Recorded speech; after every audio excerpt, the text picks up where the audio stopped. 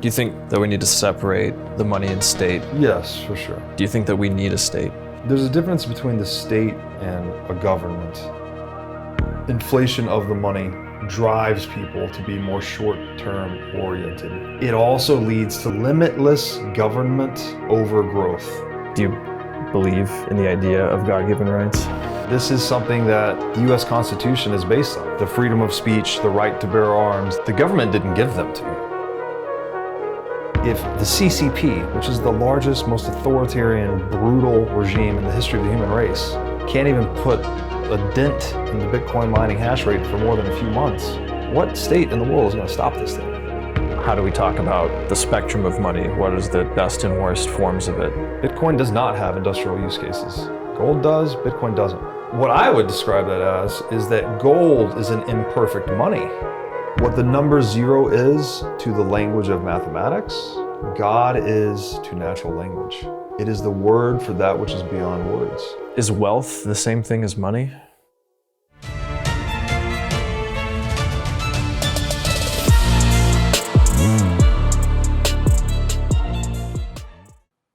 Well, yeah, man. Thanks for taking the time to do this with me. Brother. It's been Thanks for coming out. Yeah, it's been a long time coming. Had this idea for a documentary like 2020, I think, or 2021. Yeah. It was kind of like at the tail end of the last bull market. Yeah. And really started going full force on trying to make it happen as just weeks before everything corrected. And so it's been a while, but happy that we can pick it back up now that, we're back in that positive market sentiment. Yeah, basically everything in this space is correlated to the Bitcoin price, right? Like the downloads of our podcast, the sales of books, all of the interest is correlated to price. And I think that's actually a really telling thing, which we can talk about later, but the price is this phenomenon that commands a lot of attention in the world. Yeah, it's true. Very true. Definitely will want to note that to circle back on. Okay, well, the place that I'd like to start is kind of like at square one. I know that you're a first principles thinker, and I think that, from what I've seen in the Bitcoin space, I feel like you have a really good way of talking about some of the more metaphysical, abstract, big picture things. So I guess the place that I want to start is with the concept of God-given rights. Do you believe in the idea of God-given rights? It's very, very lightweight first question. So, man, where to begin with this? So, what I've come to believe, and I'm going to define the word believe shortly, as a result of going into the Bitcoin rabbit hole, is that human action is primary. And what I mean by human action is what Mises, the great Austrian economist, defined as, in his book, Human Action. He's written a lot of things, but that was his magnum opus, and he defined human action as the purposeful use of means to pursue valued ends. So we are aiming creatures. We always have a goal. We're always trying to get on a path toward that goal. We are always trying to overcome the obstacles that may fall in our way along that path. Or if that path becomes fully blocked for whatever reason, we're always looking for alternative paths towards our goals. And we're also occasionally, when we achieve our goals, we set new goals, we shift them, we move them about. And so I think this is the primary reality of being human, is that we're all on these paths of purpose-driven action. Sometimes we come to cross purposes, right? This is when we have disputes or conflicts. We have to resolve those disputes. We could talk more about that later, but it's either contract or conflict, basically, are the two means to resolve those disputes. And we are the animal that makes very sophisticated use of our environment, right? Whereas most other animals conform themselves or adapt themselves to fit their environment, we actually adapt our environments to suit us. So we're very unique in that respect. And so you asked me about God-given rights, right? So there's a lot. I'm giving you this background because what words currently mean to me, I think words and language more broadly is one of our primary technologies, right? Clearly, it's one of the features that distinguishes man from animal, that we have this capacity for natural language. We have faculty of over the logos, right? As the ancient Greeks called it. The logos translates into something like either word or ratio. And so we have this capacity, you know, we in the Bible it says that we are, is it Imago Dei, I'm not sure if I'm pronouncing that correctly. We are made in the image of God, right? So we are a fractal microcosm of whatever this God word, universe, nature, the totality of reality, whatever you want to call it. The words almost don't matter. There is this space, this existential plane that we're on, and somehow we are made in the image of that, right? Carl Friston has this amazing quote, which I can't recall from memory. Maybe we'll pull it up here, but he says something like, the anatomy of any organism must be a reflection of the territory that it inhabits, basically. So that like your brain is a map of the environment that you inhabit. So if you think in terms of fractals, I don't know if you're familiar with this term, some people are, some people aren't. Fractal geometry is something you see it everywhere. You see clouds, coastlines, broccoli, veins, lightning. There are these patterns that are self-similar. They look the same at different scales, but they never repeat exactly the same. And so this is really the geometry of nature, right? There's no two things that are ever perfectly exactly the same. The real simple example of the fractal is like, you know, a pebble has the same topology as a rock, which has the same topology as a mountain. It's just a matter of scale, right? They're very similar if you just zoom in on them, but they exist at very disparate scales. So I say all that to say my belief in God is that we are participants in this reality, right? To invoke a biological metaphor, you might say that we are the microorganisms that make up this macroorganism that we call humanity. And this is also what we find when we look within ourselves, right? We are an ecology of trillions of cells, right? They cooperate, they compete, and somehow they reach this dynamic equilibrium that is the organism, right? So this is a pattern we would expect to see play out at different scales of reality in nature. So when I go to the word belief, I want to be very specific about this word. Belief to me does not mean a set of verbal propositions that I can just summon and semantically display to you, right? That's not very useful. It can be useful in communication and whatnot, but people can say one thing. I could tell you I believe, I believe that fire isn't hot. I could tell you that. But when I act, I cannot show you that in action, right? If I put my hand in the fire, I'm going to quickly remove my hand because it's hot. Mm-hmm. So, there's plenty of sayings like this. Actions speak louder than words. Talk is cheap. Words are just these tools we're using to signal our intentions to one another.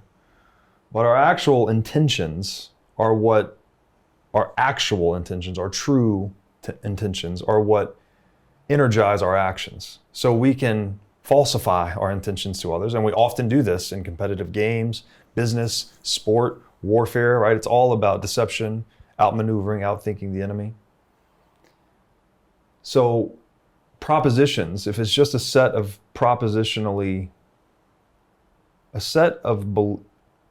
if you define belief as a set of propositional statements, I don't believe in belief. As paradoxical as that may sound, but I just don't think that's actually very useful, for that very reason, right? That you can false flag me, I can false flag you, and like talk is cheap. Actions speak louder than words. What I do believe, if you define belief as that understanding that exists, you know, we talk about listen to your gut, follow your heart, think about it. You know, when you get resonance between these different centers of knowing, your gut, your heart, your mind, that guide you effectively on that course of goal-directed action that you are always on as a rational actor in physical reality, that is a form of belief that I believe in, okay? So you asked me, do I believe in God-given rights, okay? So I've defined belief. God is the word for all that is beyond words, right? I'm not going to even pretend that I can define this word for people. The one thing I would say is that it is not a guy in the sky, right? There was never a notion of God as a guy in the sky, other than maybe in some artistic representations. But the God of Christianity was imported from Neoplatonism. And it was variously called the one or the good in Neoplatonism. And this concept of the unity of all things, the principle of unity that coheres reality, right? I described us as a fractal microcosm of the fractal macrocosm. The thing that unites us and connects us, that is God, but not, that doesn't restrict God to just that definition. Okay, in this game of natural language, here's the analogy that I would like to invoke for God. And we'll probably revisit God a lot throughout this conversation because it's just the most complicated word there will ever be. In mathematics, which is a language, we have a very important concept called the number zero. The number zero in mathematics is a number or a category that represents no number or no category, right? It's paradoxical. It is the emptiness inside of the entire system that coheres and gives the center of gravity to the entire system. So Lao Tzu said something interesting, which I'll paraphrase. We shape the clay into a pot, but it's the emptiness inside that gives it its usefulness. So every system needs this void, this central no-thingness in it to define it and to give it existence. We have this even in ourselves. You can always think about what you're thinking about. And then you can think about what you're thinking about, what you were thinking about, right? You can continually step back from your own thoughts. And if you repeat that process ad infinitum, you'll realize, and you can do this in meditation, that you'll come to a place where there is no thingness. You can't put a box around whatever the observer is that keeps taking that step back, because every time you put a box around him, he takes another step back, right? So I think we participate in that no thingness, or this is what it's called shunyata in ancient Vedic religion, Hindu religion. This place you do go to in meditation and you can't experience it. It's impossible to describe because words, again, it's beyond words. God is beyond words. Zero is beyond numbers. It's impossible to describe in language, but you can experience it in meditation. And if you've ever been to that place where it's very blissful, right? Time stops flowing, space stops existing, you feel connected to everything, everything is connected to you. It's one continuous in-breath and out-breath, and inflow and outflow. That is the Neoplatonic one. That is the Neoplatonic good that was rigorously philosophically deduced and later imported into Christianity as God. So for simplicity's sake, the analogy I would like to present to you is that what the number zero is to the language of mathematics, God is to natural language. It is the word for that which is beyond words. And there will always be that which is beyond words, because actions speak louder than words, right? The map is not the territory. We cannot collapse and distill all of this complexity and this reality that we inhabit into a few sonic or written words, right? It's not possible. So I hope that gives you some sense of like my orientation towards God, that there is this natural humility that comes with it, right? And this is very important later on, because if you don't have this recognition that truth is always beyond words, necessarily so, right? Words cannot contain all of the totality of reality. Then you are more vulnerable to adopting a totalitarian mindset. And what I mean by that is the belief that there is a set of propositions that can capture the totality of reality. And if you ever fall for that, it's often a self-deceit, right? People believe they figured out the answer, right? This is the utopian plan. Maybe it's Marxism. From each according to their ability, to each according to their need. We've figured it out, everyone. Stop what you're doing. We found God in words, this totalizing knowledge. We're going to sacrifice everything to this deity.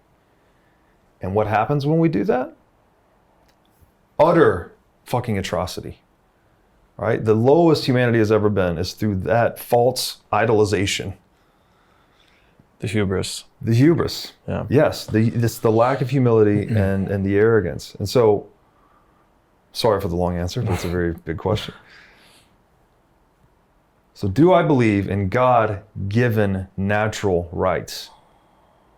I'm going to skip the word natural because that one's damn near impossible to define too. Just it is what it is, right? It is a beautiful word though. Nature, natural. Like what we're trying to do, I think, when we invoke that term is how do we accord ourselves with what is true? I think that's what we mean when we say natural, right? We don't want something that's artificial and made up and probably not going to last for a long time or it's going to have these unforeseen consequences. We want to know what is the right way, the true way to be. And then you get into the word rights. And it's so funny you asked me that question first because I've been working on my book for years at this point. And I'm comfortable enough to share the working title that is Bitcoin is Right. And the word right is a very interesting word. If you define it on Google, I think it has something like 34 different entries. Right? It's an extremely multi-purpose word. It has a lot of different meanings and a lot of different contexts. The three meanings that I focus on in my book that I think are really important are, first, there's the sense of right as in when you get the right answer on a test. Right? That's true or correct as a fact, right? Someone asks you a multiple choice question, 2 + 2 = question mark. 5. You've got A, B, C, D, E. C is 4. C is the right answer, right? There's only, within the framework of mathematics, there's only one right answer to 2 + 2, and that's 4. Sorry to all you wokists. You're wrong. Yeah. So there's that, right? It's like, again, back, kind of like this word is somewhat harmonic with nature that we just talked about a little bit. How do you accord yourselves with what is true, what is right?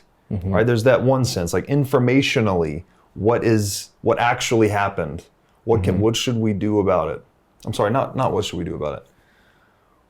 What is true and how do we conform ourselves to it? There's that sense, right? There's a second sense of the word right, which is invoked in things like human rights or private property rights. These are civic, moral, or legal obligations or entitlements, right?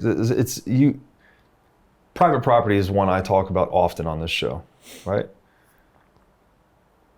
I have the right to fully control all of the things of value, all of the assets that I create or that I acquire from other people through consensual trade. I have the exclusive privilege to control them and dispose of them as I so choose. That is my entitlement to my assets.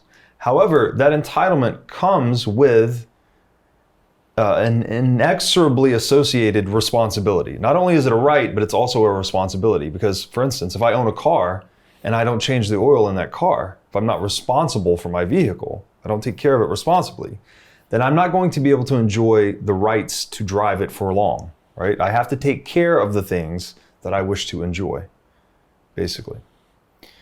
And so there's this idea of how do we create rights that are natural to being human, right? That I will respect and pretend. It's kind of a LARPing thing, right? I don't actually have the exclusive privilege to control the things of value that I create. You can come and steal them from me, or you can try to steal them, right? And I can defend myself. So humans are trying to create this game dynamic where we have rules, right? Like a level playing field.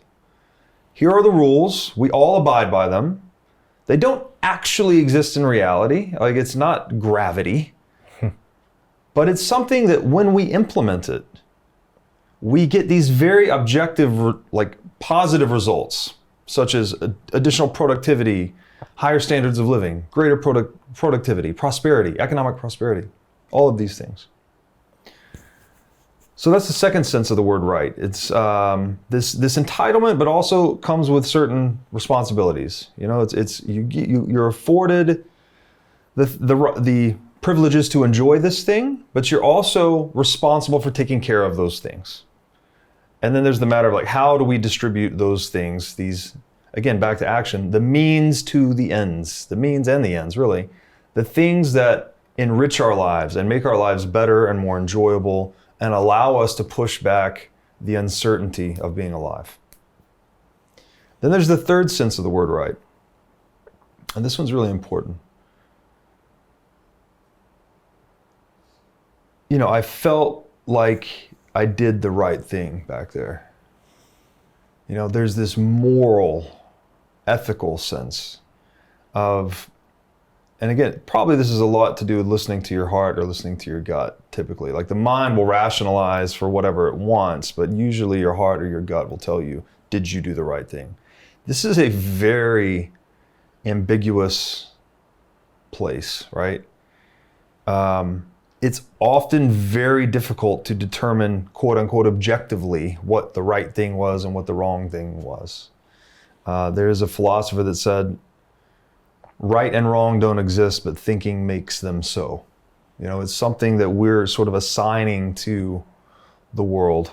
And, but in this long process of human history, we have determined there's a few things that are pretty universally wrong, and therefore not doing them is universally right in this sense, right? Thou shalt not kill. Thou shalt not steal. If you just wanted to capture the rough biblical ethics, it's like don't lie, cheat, steal, or kill, basically. I think a lot of these are reducible under the rubric of natural law. They reduce all of that to do not steal. To kill someone is to steal their life. To, you know, restrain someone is to steal their freedom. To take someone's assets is to steal their property. So basically, don't steal incorporates don't kill, don't unnecessarily restrain people, and don't take their stuff. So, in terms of believing in God-given natural rights, I will now take a Darwinian turn. I think we are, like almost all social organisms, we are a territorial species. We like to protect and defend territory so that we can have a way to produce food, you know, hunting grounds or graze or whatever the thing is, and so that we can reproduce and have mates. Humans have taken their innate territoriality as a social organism, and we've transmuted it into the social institution of private property. I think private property, properly understood in the natural law sense that I just gave it to you, which incorporates do not kill, do not steal, and do not unnecessarily restrain people, are the most essential natural aspects of being human. And the more that our social institutions accept and reflect that primary reality that we're all individual actors, we all are imbued with a capacity for rationality, we're all on goal-directed paths of action, We should all enjoy the fruits of our own labor exclusively, and we have the rights to trade with one another. We all respect one another's property boundaries. We all respect one another's bodily autonomy. All of the things that come under that. That, dissected to that extent, my answer would be yes. I deeply believe in God-given natural rights, specifically as it is articulated in the tradition of private property in the school of libertarian philosophy. Have you ever wanted to live in an off-grid community with complete food, energy, and water independence? If so, then you need to check out the farm at Okefenokee.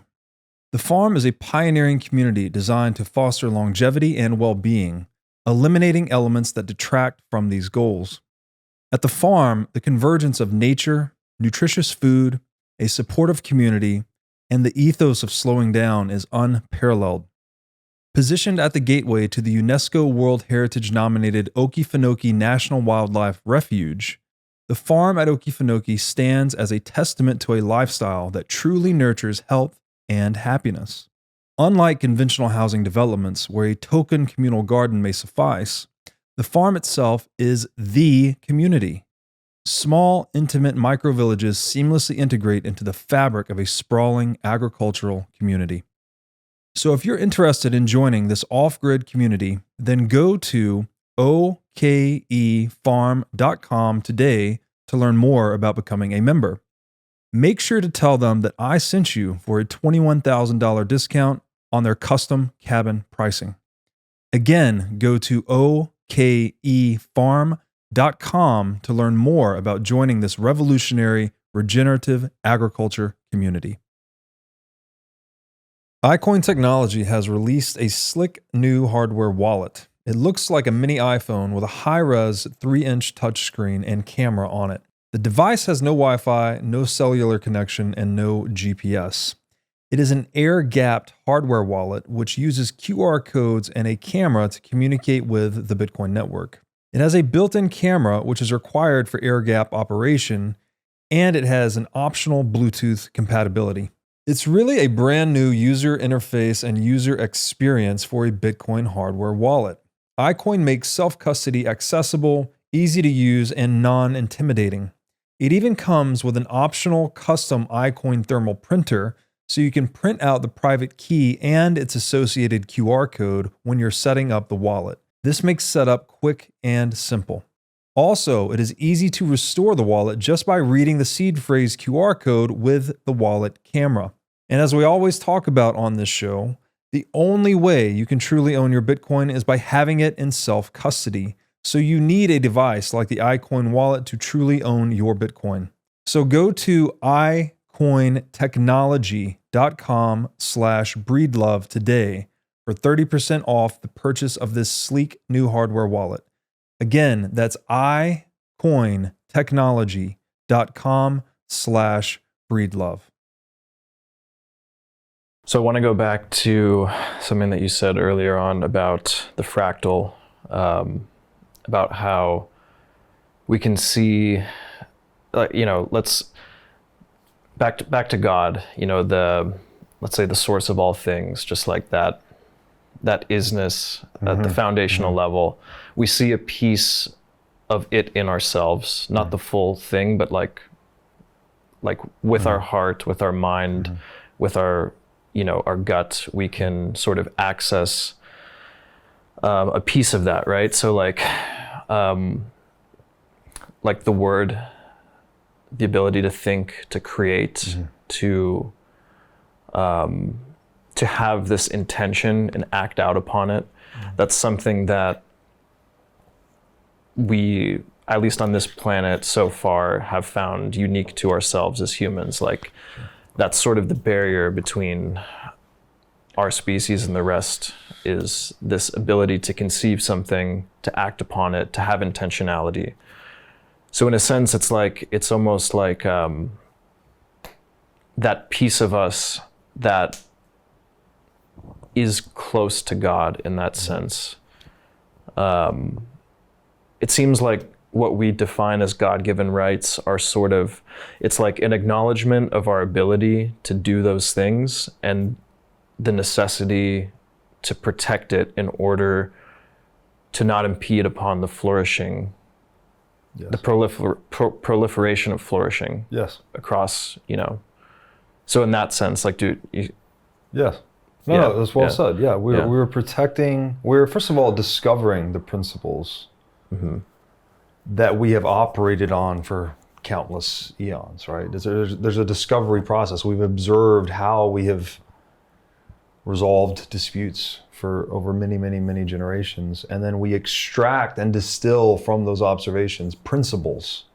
Like, oh, this seems to be what was at issue 10,000 times, right, across all these observations. This very much like reminds me of Moses, when they're lost 40 years in the desert and he just watches them, helps them resolve their conflicts. And at the end of that experience, he's like, here it is. Here are I've now written it out. These are the principles that underlie all of the disputes we've been resolving over the past 40 years. It's that type of dynamic. And then we enshrine those and say, these are the things we have discovered about what it's like to be human and to live among other humans.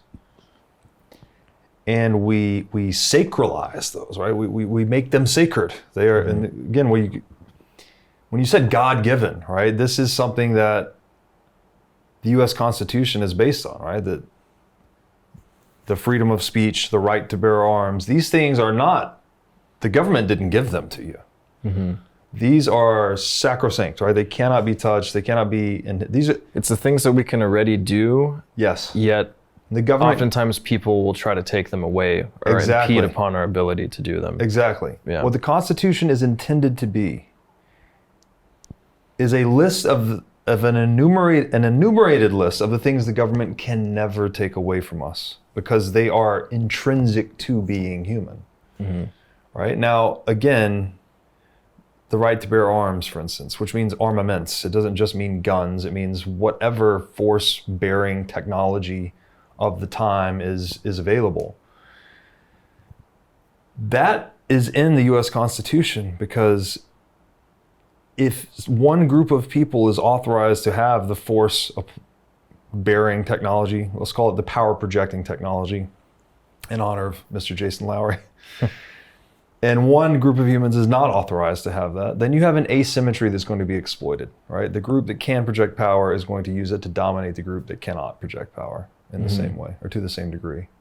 That's a tale as old as human time. So the Constitution is designed in that sense to keep a symmetry of power projection capability among people such that they can say what they want without fear of reprisal. And it's in in this sort of analysis, or as you've illustrated this, it's like, I feel like we kind of started at a point where it's like, within ourselves, we see a capacity to be something like God, but then as all this plays out, we're often reminded that we're not.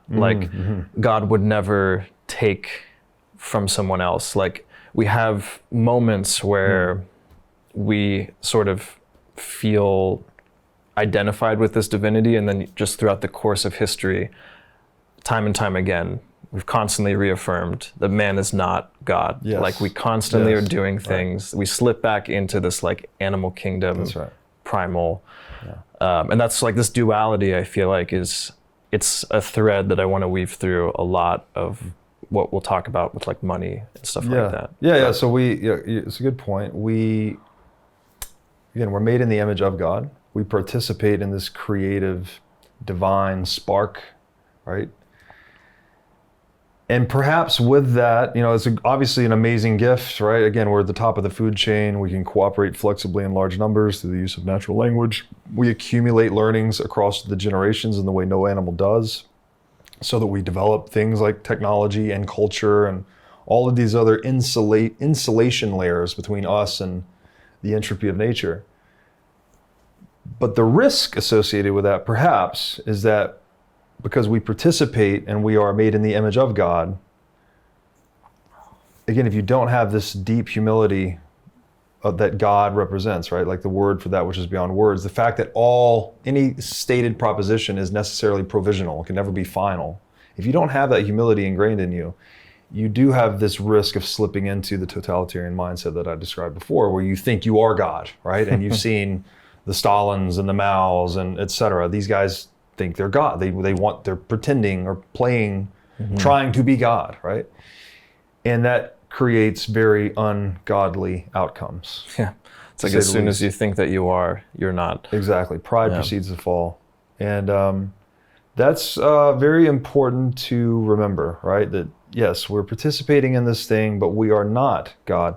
The best description I've heard of this, and I think this comes from the Jewish Kabbalah, I heard it secondhand through Peterson, right? If God is this entity that is omniscient, knows everything, omnipresent, is everywhere, and is omnipotent, all-powerful, what does that being lack? The only thing that being lacks is limitation of any sort. So therefore, to be complete and to lack nothing, God has to create man in his own image, a limited, mortal, finite being to complete God. And so that's how I look at it. It's like we're not God, definitely, but we are very intimately bound up with the completion of God. Yeah. Yes. We're even the final piece to God. Like God could not be limited because he is omnipotent, omniscient, and omnipresent. So therefore he needs imago Dei, man made in the image of God, to complete himself.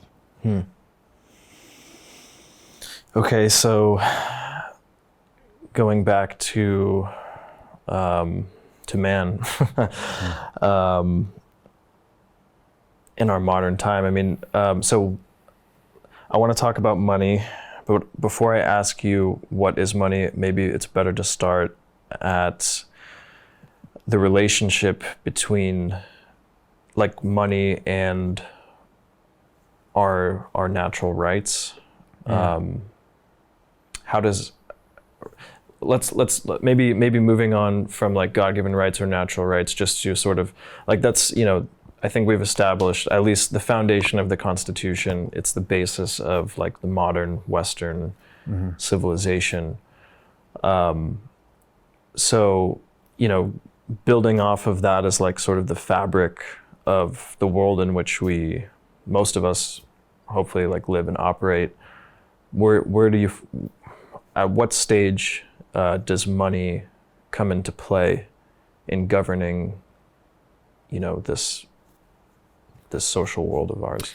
Yeah, it's a great question. I guess I would first say that this is it's a disputed question, right? There's no final answer to this. There's like people that have done anthropological studies on the origins of money. There's a lot of disagreement. You know, there's the David Grabers of the world that think money has always been an instrument of the state.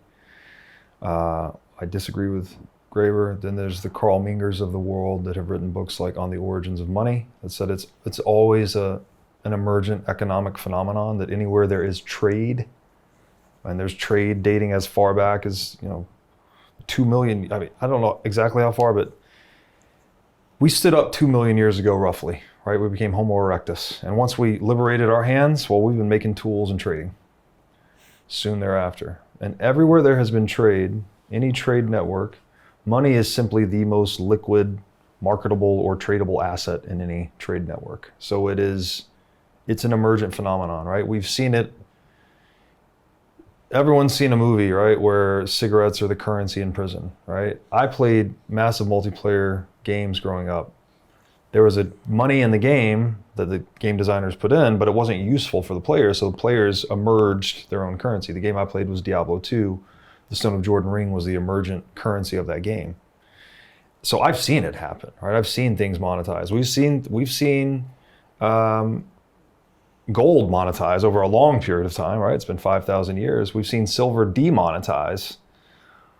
So we've seen monies come into existence and go out of existence. Even credit cards, Venmo, like these are new technological innovation layers on top of money.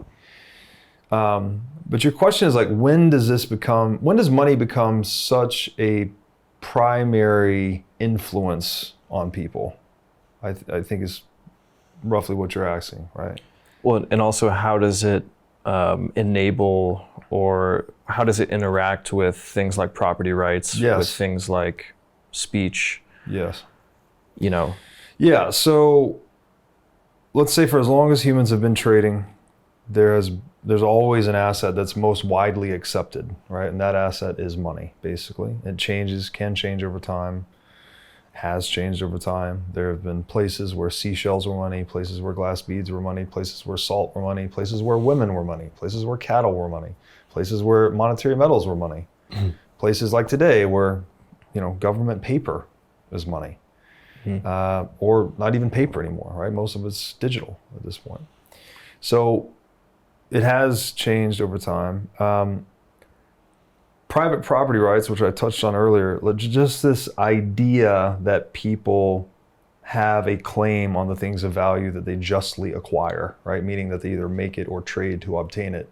They don't steal it from someone else. Again, this is a very bloody, murky history, because when you go back to the history of man, it's been war and genocide and land theft like for as far back as we can see. So we've been learning these things in the most painful way possible, right? Talk about learning the hard way. Like, we have learned through eons of bloodshed that, you know what? It's a pretty good idea to just let people own the things of value they create. That's a good incentive system, because then they're incentivized to be productive and to take care of the things that they produce. And then we also get these other things like the division of labor, right? People can specialize in one thing and trade with other people. And then we increase the aggregate output of goods and services per unit of human hour labor input. So we become more productive working in concert and cooperating than we do working in isolation. Again, these are cascading benefits of private property, basically. Mm-hmm. And so what is money, right? It's the name of my show, first of all, and it is a question with a lot of answers. But one of the answers I would give you is that, well, I've already given you one, right? It's the most marketable asset. Well, because it's the most marketable asset, it's the most important form of private property. Because it's the form of private property that can be exchanged for any other form of private property. Anything that anyone can create or has in their possession, money is the thing that's most likely to be able to acquire that thing. Mm-hmm. And so when you get markets starting to emerge, right, and people, our ability to cooperate at a distance now without even knowing the people on the other end of the trade is staggering. These cameras, who made these cameras? Where were they made? Where were the metals mined? Where was the design done? Where was it assembled? Where was the plastic manufactured? Where were the lens? Like, there's so much human cooperation crystallized in one of these cameras. We can't even fathom it. And actually, there's a great book called The Rational Optimist by Matt Ridley. He opens talking about the computer mouse. And he says, there's no one human on earth that knows how to make a computer mouse. Literally, there's no one that knows how to do it. There's only this distributed intelligence network that trades amongst itself, that can assemble the computer mouse in the way that we enjoy it.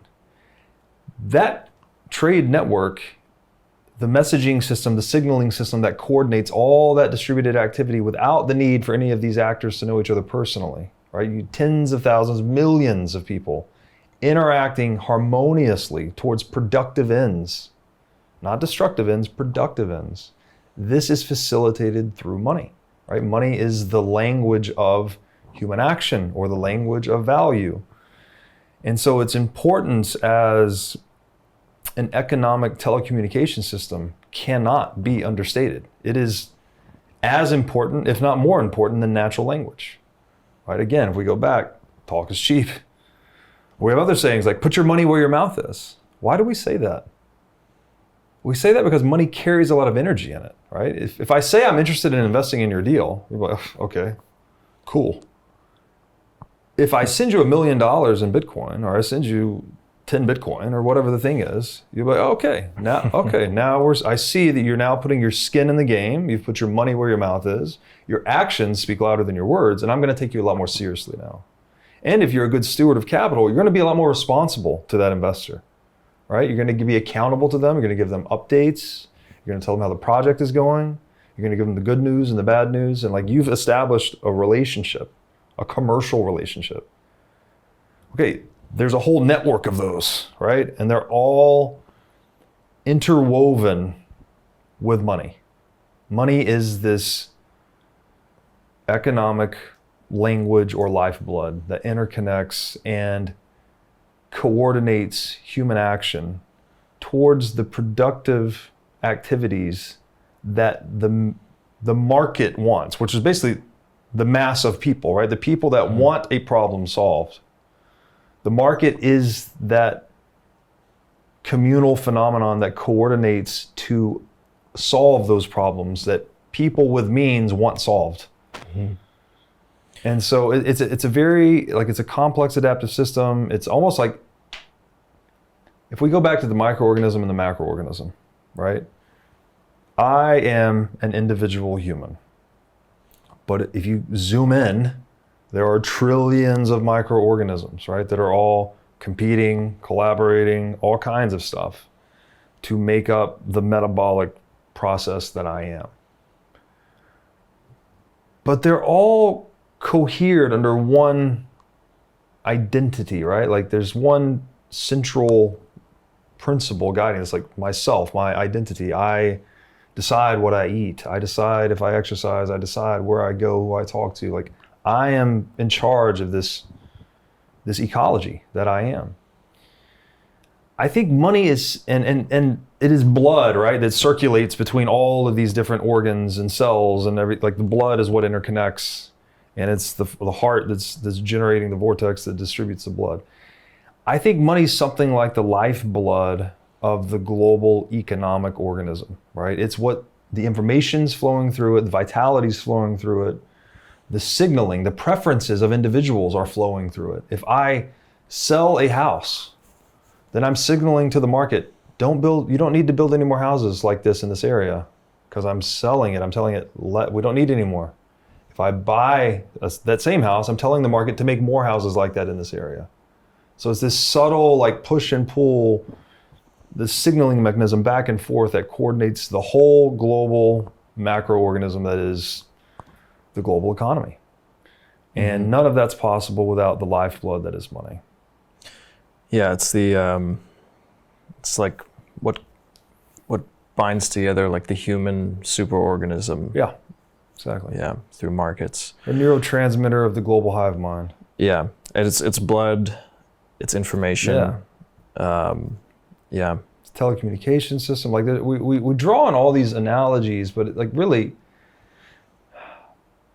reality is composed of these signaling systems all over the place. Your metabolism has all these signaling systems that are constantly balancing each other out. Well, we use signaling systems all the time, right? Text messaging, phone calls, we're coordinating. Again, language is a signaling system. Money is just another one of them. But it's one that's rooted in the realities of like economic scarcity, human labor, energy, right? The irreversibility of time. Like it's a language of energy or power or action. It's like a foundational technology upon which most of our lives and world are built. It's as fundamental as natural language in my estimation. Yeah. So is wealth the same thing as money? It's a great question. And there's always these kind of there's always a semantic blurriness a little bit between topics. So again, if money is the most marketable or tradable good in an economy, then yeah, it is a form of wealth in and of itself, right? It has, I guess first of all, we need to define wealth, right? Wealth, we talked about earlier, action is the purposeful use of means to pursue ends, right? Wealth is the means, basically. It's what do you have at your disposal that can accelerate you along your goal-directed path of action towards your objective. For instance, if I want to go from New York to Los Angeles, and all I have are tennis shoes, then I've got a long, hard journey in front of me, right? I don't know how long it takes. 6 months, long. So I hope I don't get killed along the way. I need lots of water and food and places to sleep along the way. That's a pretty arduous journey, right? For me to get along my path of goal-directed action from New York to Los Angeles. If I instead have a vehicle, a car, Well, now I can do it in about, what, 30, 40 hours, something like that. Okay, I've brought my objective closer to me in time by virtue of having this form of wealth called a car, right? It's a machine that can accelerate me toward the achievement of my objective or my aim. Now, the spatial relationship hasn't changed at all. New York and LA are the same distance apart, but as far as I'm concerned, as an individual actor, my orientation towards my objective in time has collapsed significantly. It went from 3 months to 30 hours, let's say. Okay? If I have a jet, that's an even more sophisticated form of wealth, right? I can get there in 4 hours. So I've gone from 3 months to 30 days to a few hours, okay? So wealth or capital, I would say these terms can be used roughly interchangeably. There's a little bit more of a specific definition to capital in economics where there are consumer goods and capital goods. Consumer goods are the things you actually consume. Capital goods are what you use to produce more consumer goods. Both consumer goods and capital goods are wealth. So we'll use the word wealth to say it is those things that allow you to achieve your aims more quickly, basically. In that broad sense, yes, money is a form of wealth, right? Because when I want to trade, when I want to obtain something, we'll go back to the camera. I have no idea how to build the camera. Literally, I don't know how. I don't know what it's made of. I don't know where to get the materials. I haven't the slightest clue. But if I want a camera, and that's my objective is to obtain it, well, then money is a very surefire path to obtain it. There's other ways, right?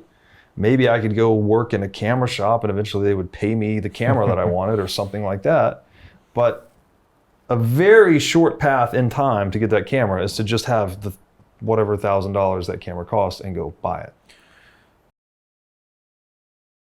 Forget multivitamins and other supplements. Animal organs are the most nutrient-dense foods on the planet.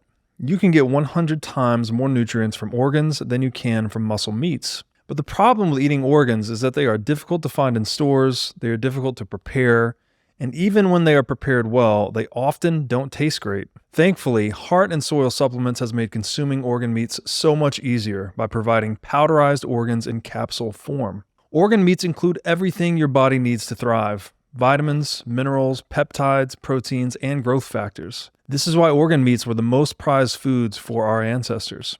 Fortunately for us, Heart and Soil makes these treasured foods easily accessible. So go to heartandsoil.co today and use discount code BREEDLOVE to get started on your journey to optimal health and vitality. Again, that's heartandsoil.co, discount code BREEDLOVE. Have you ever wanted to start a business in the Bitcoin space? If so, then the Wolf Startup Accelerator could be for you. Wolf is the first startup accelerator dedicated exclusively to businesses developing in the Bitcoin Lightning Network. 4 times each year, Wolf brings teams from around the world to New York City to work with like-minded entrepreneurs, pushing the boundaries of what's possible with Bitcoin and Lightning. The program is designed to help early-stage companies achieve product-market fit, develop their brand, secure early-stage funding, and grow businesses that fuel the global adoption of Bitcoin. Go to wolfnyc.com to learn more or apply today. Again, that's Wolf, WOLF,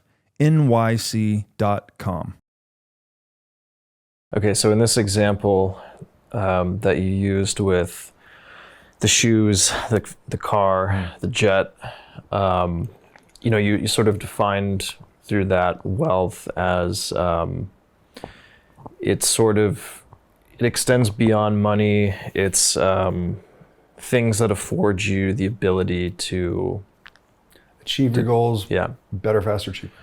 Yeah, and so in this example,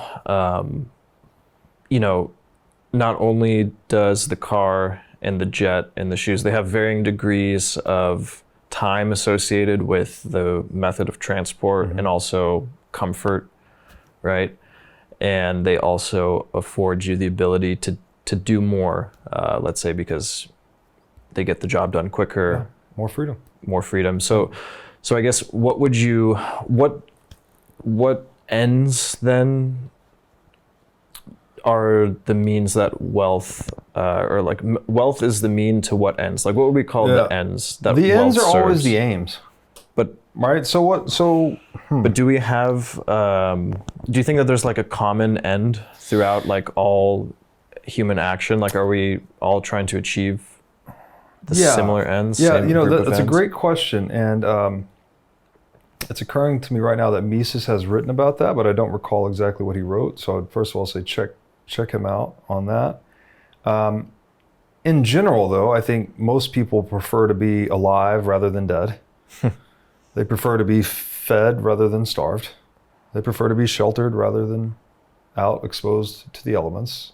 They prefer to have loving relationships rather than live in isolation. Right? There are certain universal ends that we're all pursuing. And again, I think for me, it gets very Darwinian very quick, right? We're trying to have our territory. We want it to be defended. We want the trappings that either allow us to impress mates or allow us to have children, right, and support children, which kind of go hand in hand, obviously, right? If you can support a mate, then you can support children. This is why women prefer men that have money that don't. There's nothing morally wrong with that, actually. Like, it's women using a signaling heuristic. It's like, oh, this man has means. That means he's presumably gone out into the world, and he's been productive, right? He's solved problems for other people. So a man that's productive and generous is more likely to be a good father and more likely to be able to take care of children, basically. So again, universal ends. I'd point to Mises on this, but I think it's pretty intuitive, right? It's like what are the things people like to do, right? Eat, entertainment, pleasure, but also we do crazy things too. People do. We seek adversity, right? People go rock climbing. What is that? Why are we going rock climbing? You're like risking your life. It hurts. To do what? Like to just get on top of the rock? To do what? Come back down? Like that doesn't make a lot of sense. But then when you start to understand we're actors, right? We like setting goals. We like the process of setting goals and moving closer toward them. All our emotional systems are regulated to derive positive emotion from that process. Setting a goal and moving towards it. We also like to physiologically feel good, right? We're load-bearing creatures. So, I mean, I like to work out. I like to lift heavy things. I like to push myself physically. For me, it's a major balance to all this cognitive stuff that I do. If I don't have that balance, then I feel like I go crazy, right? So a consistent aim of mine is physical fitness, physical health. So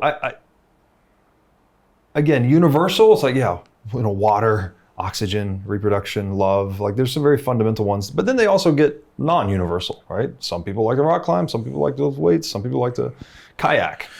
But maybe would it be fair to sort of reduce these things down to living, like the feeling of being alive, the quality of experience, and just like the continuation? It's either for like this generation and for the next generation, it's all sort of in service of keeping this circus going in the best way possible. You could say that, and I hesitate to use the term circus. I hope it feels like it sometimes. We are living in a clown world a little bit. I think that has a lot to do with fiat, which we can get into. But on balance, I think the human race has made a lot of positive movement. You know, we've come a long way from pharaoh god kings to. And I have my problems with democracy, but let's just stop at the constitutional republic. I think that's the best and furthest we've been so far, where we acknowledge the reality of individual life, liberty, and property, right? We're starting to accord our social systems to the realities of individuals that are imbued with rationality and purpose. So we've made a lot of progress in that sense. I don't think that's a circus. I call that civilization, right? What are we trying to do? Yeah, I think at some point in this process, you do realize you are one of a countless multitude of humans that exist in this successive wave of humans being born and dying. And we've inherited a lot, right? We've inherited all of this knowledge, all of this wealth from our ancestors who painstakingly discovered it, built it, acquired it, distributed it. And at some point in your path of maturation, I think you do reach a point, and I'm almost 40 now, and I really feel like I'm getting there or am there. It's like you have all this gratitude for all of the inheritance you've received. And then you start seriously thinking about the heritage you want to pass on, right? How are you going to make your contribution to this giant inheritance that you've enjoyed? Mm-hmm. How are you going to make a contribution such that your descendants can enjoy it? And yeah, people want to know, what's the point? What's this? What's that? Like, it doesn't have to be that, by the way, right? These aren't universal ends again, because guess what? You can decide to kill yourself. That can be an end. That can be the end. In fact, all right, you aim at that once and achieve it, well, then you're done. There's no more acting for you. That was the end that ended all ends. So it's not like everyone is participating in this. However, we would like it that everyone participated in this, because everyone's unique. Everyone's got hands and eyes and unique perspective and unique ideas and unique skills and all the things. They can make unique contributions to this giant inheritance that we want to pay forward to our children and our children's children, and so on and so forth. And I think, I mean, you tell me if you agree with this, but I think that going back to the, that third definition of right, which is that thing that we just sort of feel intuitively. Yeah. I feel like more often than not, I mean, it's my personal belief that, like, usually the right thing, the thing that we feel is right, and it's subject to like the amount of information that we have access to, but it usually moves in the direction of, like, it's kind of, the compass is tuned to those things that do pay it forward to the next generation, that do improve the quality of life. Like, I don't think that anybody genuinely feels, they may think that suicide is right, or there's like anti-natalist beliefs, but like, I don't, I feel like that feeling of rightness, it points towards things that are like, it points towards life, and those things that make it better. Yes. And those things that help it continue on. That's right. In a way that continues to be good. I agree with that. Well, because to value something is to be alive. Right? Again, if we're each rational actors, right? And when I say rational, I don't mean that we're not capable of irrationality, but I mean that we're weighing which means are best to pursue the ends we have chosen, right? And that weighing is the rationing, or the rational comparison of means that will get us to our ends.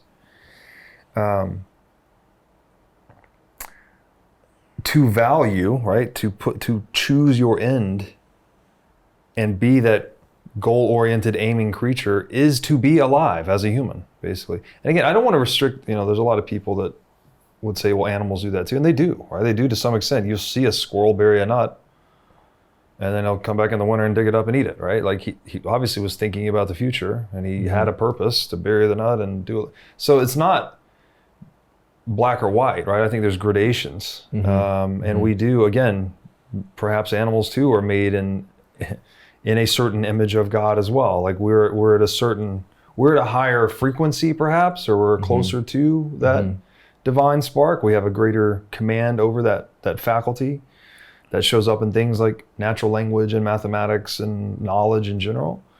But it doesn't mean animals are excluded from it. I mean, they're participating. Part of God's completion is the gradient.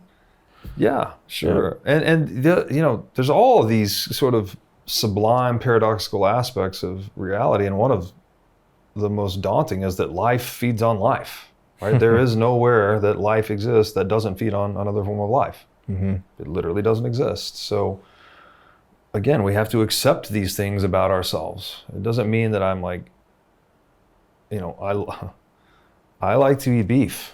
It doesn't mean I hate cows, right? It's quite the opposite, actually. I want them to be raised properly. I want them to be happy. I want them to be humanely treated to the extent that is possible. I don't want them to suffer. And that is not only is that a selfless wish, that's selfish too, because that meat tastes better, feels better, it's vibrationally better. And so, yeah, in general, to your earlier questions, like that, the aiming and the choosing of ends, that is value. Value only exists where humans, I will say, although you get it, we'll leave the animal stuff aside, but wherever a human sets their aim, whatever they set that on, that is a valued end, right? So for me to get up and walk to the other side of the room, I have to value being on the other side of the room more so than I value being in my current position. So when we invoke that word value as if it's an actual substance in the world, it's not. It's just an epiphenomenon of human action, of humans moving along those goal-directed paths. Yeah. And so for most things that we value outside of the things that we're able to do with our hands and, you know, whatever corporal faculties we have, we need money to enable us to do those things. And so, like all things, there's good and bad forms of it. There's forms of money that best enable us to execute on our intentions and the things that we value, and there's forms of money that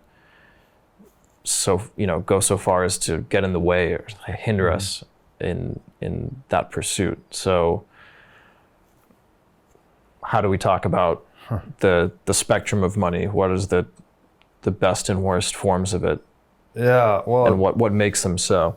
It's a gigantic question, actually, and we know this intuitively about tools in general, right? If we're just describing money as a tool, well, we know that there's even best forms of a knife, right? Like, well, are you cutting raw meat? Are you cutting vegetables? Are you cutting butter? Well, there's different knives that are better suited to satisfying those particular aims. There's better phone cases, right? This is an OtterBox. This thing protects it from drops, right? I happen to drop my phone occasionally, so I don't want it to get broken. So I got the very secure phone case. This might be too clunky for other people. There are tools that are better at and worse at satisfying the intentions for which they were designed. And so with money, I think the aim, right, what we really want is this, it's very hard to put in a word. I guess I'll go with social contract or social agreement, or it's just a universal agreement, basically. We want to know that when I go and spend my blood, sweat, and tears producing the thing, whether it's a business, a farm, waiting tables, whatever the activity you're doing and you're serving another person, right? Someone else has an end that you are helping them achieve, right? Someone went to a restaurant with the aim of eating a nice meal, and you're the cook. Well, you are sacrificing. It's not something you wanted to do. You didn't want to go and cook that guy's food. He wanted to eat. He wanted to have a nice meal. You're going to assist him with your knowledge and your know-how and your experience, and you're going to make this amazing meal and deliver it to him. The way you're compensated for that, right? The way you're rewarded for helping someone else achieve their valued ends is with this thing called money, right? And what the agreement you want in that money is the strong assurance that you can now take that money out into the world to as wide a set of people as possible and use it to have them help you achieve whatever ends you want, right? If you decide you want to go and have a nice meal somewhere or have a nice vacation, you want to show up with that money knowing that it's accepted here, people will take it, and they will give me what I want for it, right? So the ideal money is this unbreakable social contract or agreement in which you can trade, you can do someone a favor, and you'll be compensated in this money that you can then take to anyone else in the world, ideally, and they will do you favors that are of roughly equal value. Now, the equal value piece is where pricing comes into play, right? Like, what is the price of your labor? What skill set do you have? How rare is it? How in demand is it? There's all these market factors that determine the price, which we can get into later. that is the market trying to socially appraise the value of the services you have rendered, right? So you're then paid accordingly, and then you can take that compensation out in the market and spend it on similarly valued services, right? It doesn't have to be the same service, could be shoes or whatever else, but approximately the same expenditure of energy and know-how needs to go into obtaining the thing that if I was paid $200 for making the guy's meal, or you'd make a lot of meals over the course of a night, maybe the cook made $200. Well, the $200 pair of shoes he goes and buy, approximately the same energy and labor inputs would go into the preparation of all those meals and the creation of those shoes in a functional marketplace. So that's what we want money to be. Now, again, we said money's been a lot of different things over time. It's changed forms. It has always been manipulated by the state. The state is the monopoly on violence.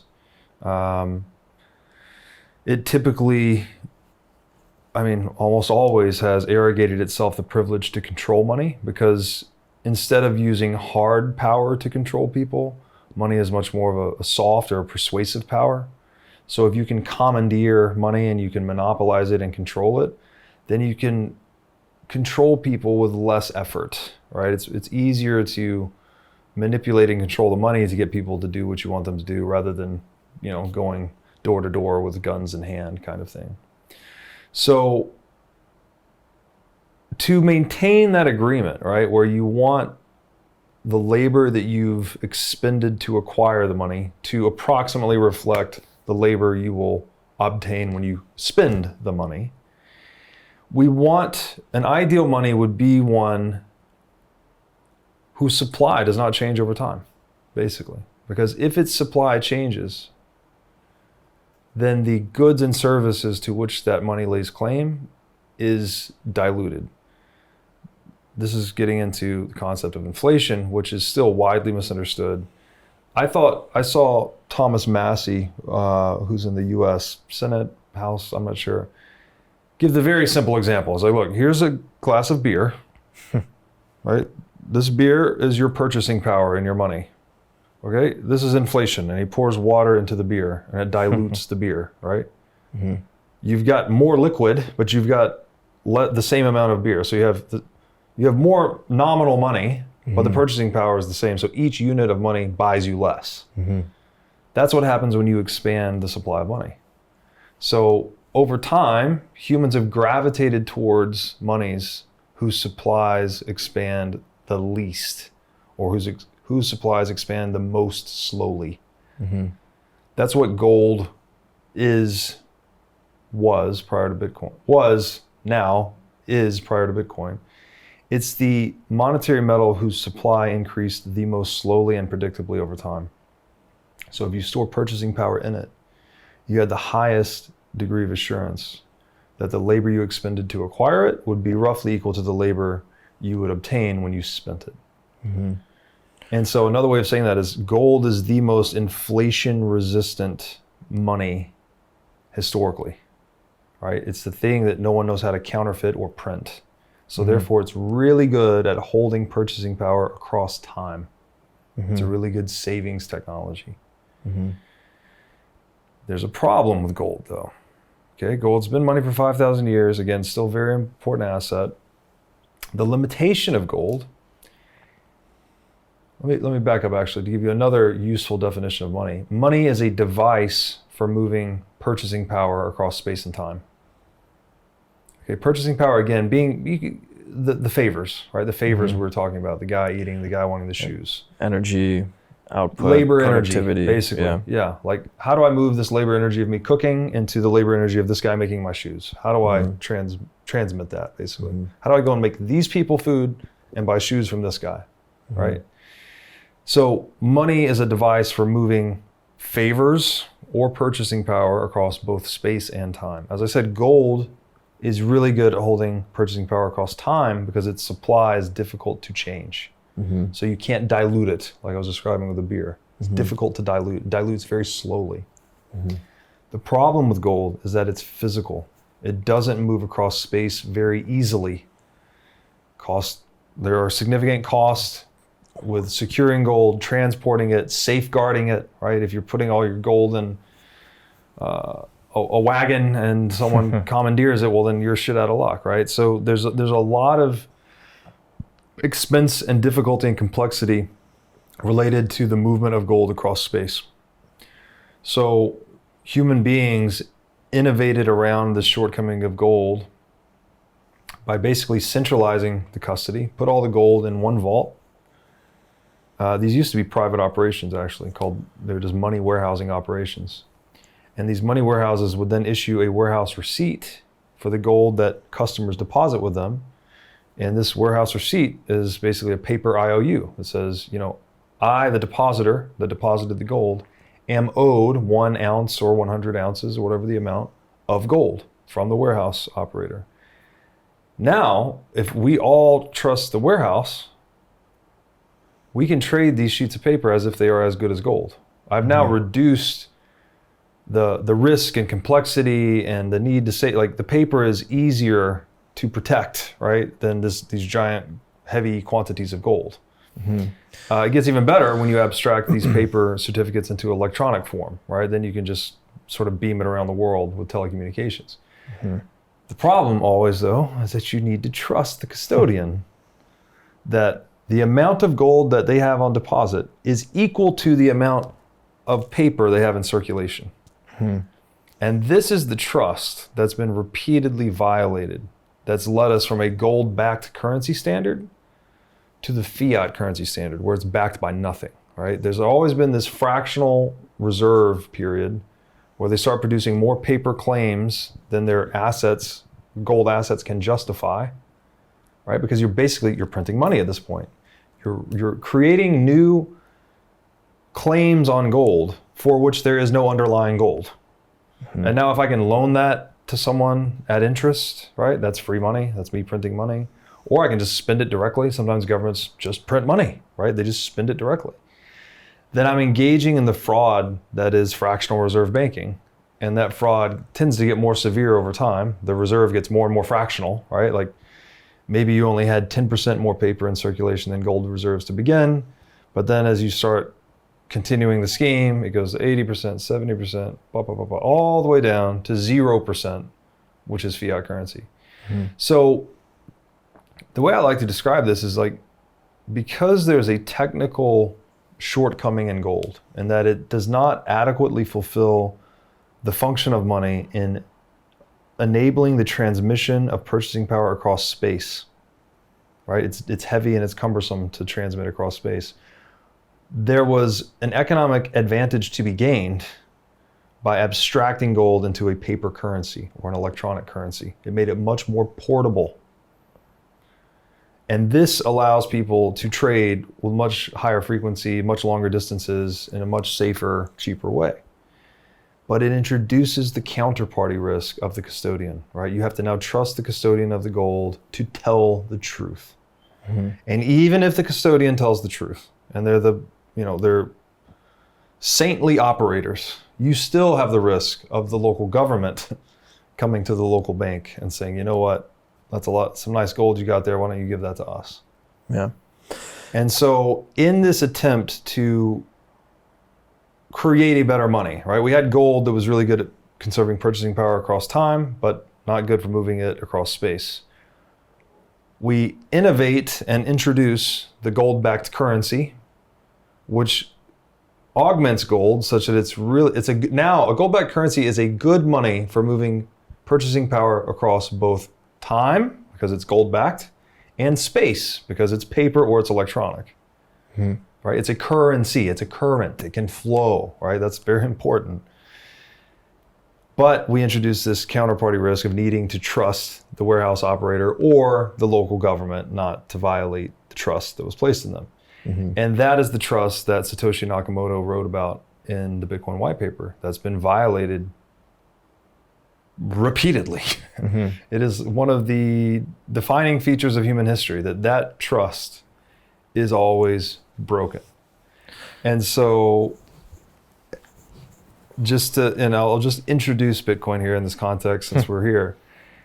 An ideal money, right, that would give you the highest degree of assurance that the energy you spent making that meal will be equal to the energy you can obtain in buying these shoes. The $200 worth of making meals to buy the $200 shoes.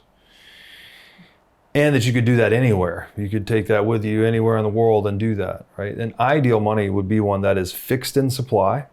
That means it would preserve purchasing power across space perfectly. Basically, its supply doesn't change at all. And it would be one that is just information, right? It's just digital information, because that can move at the speed of light. So that is as portable as money could possibly be.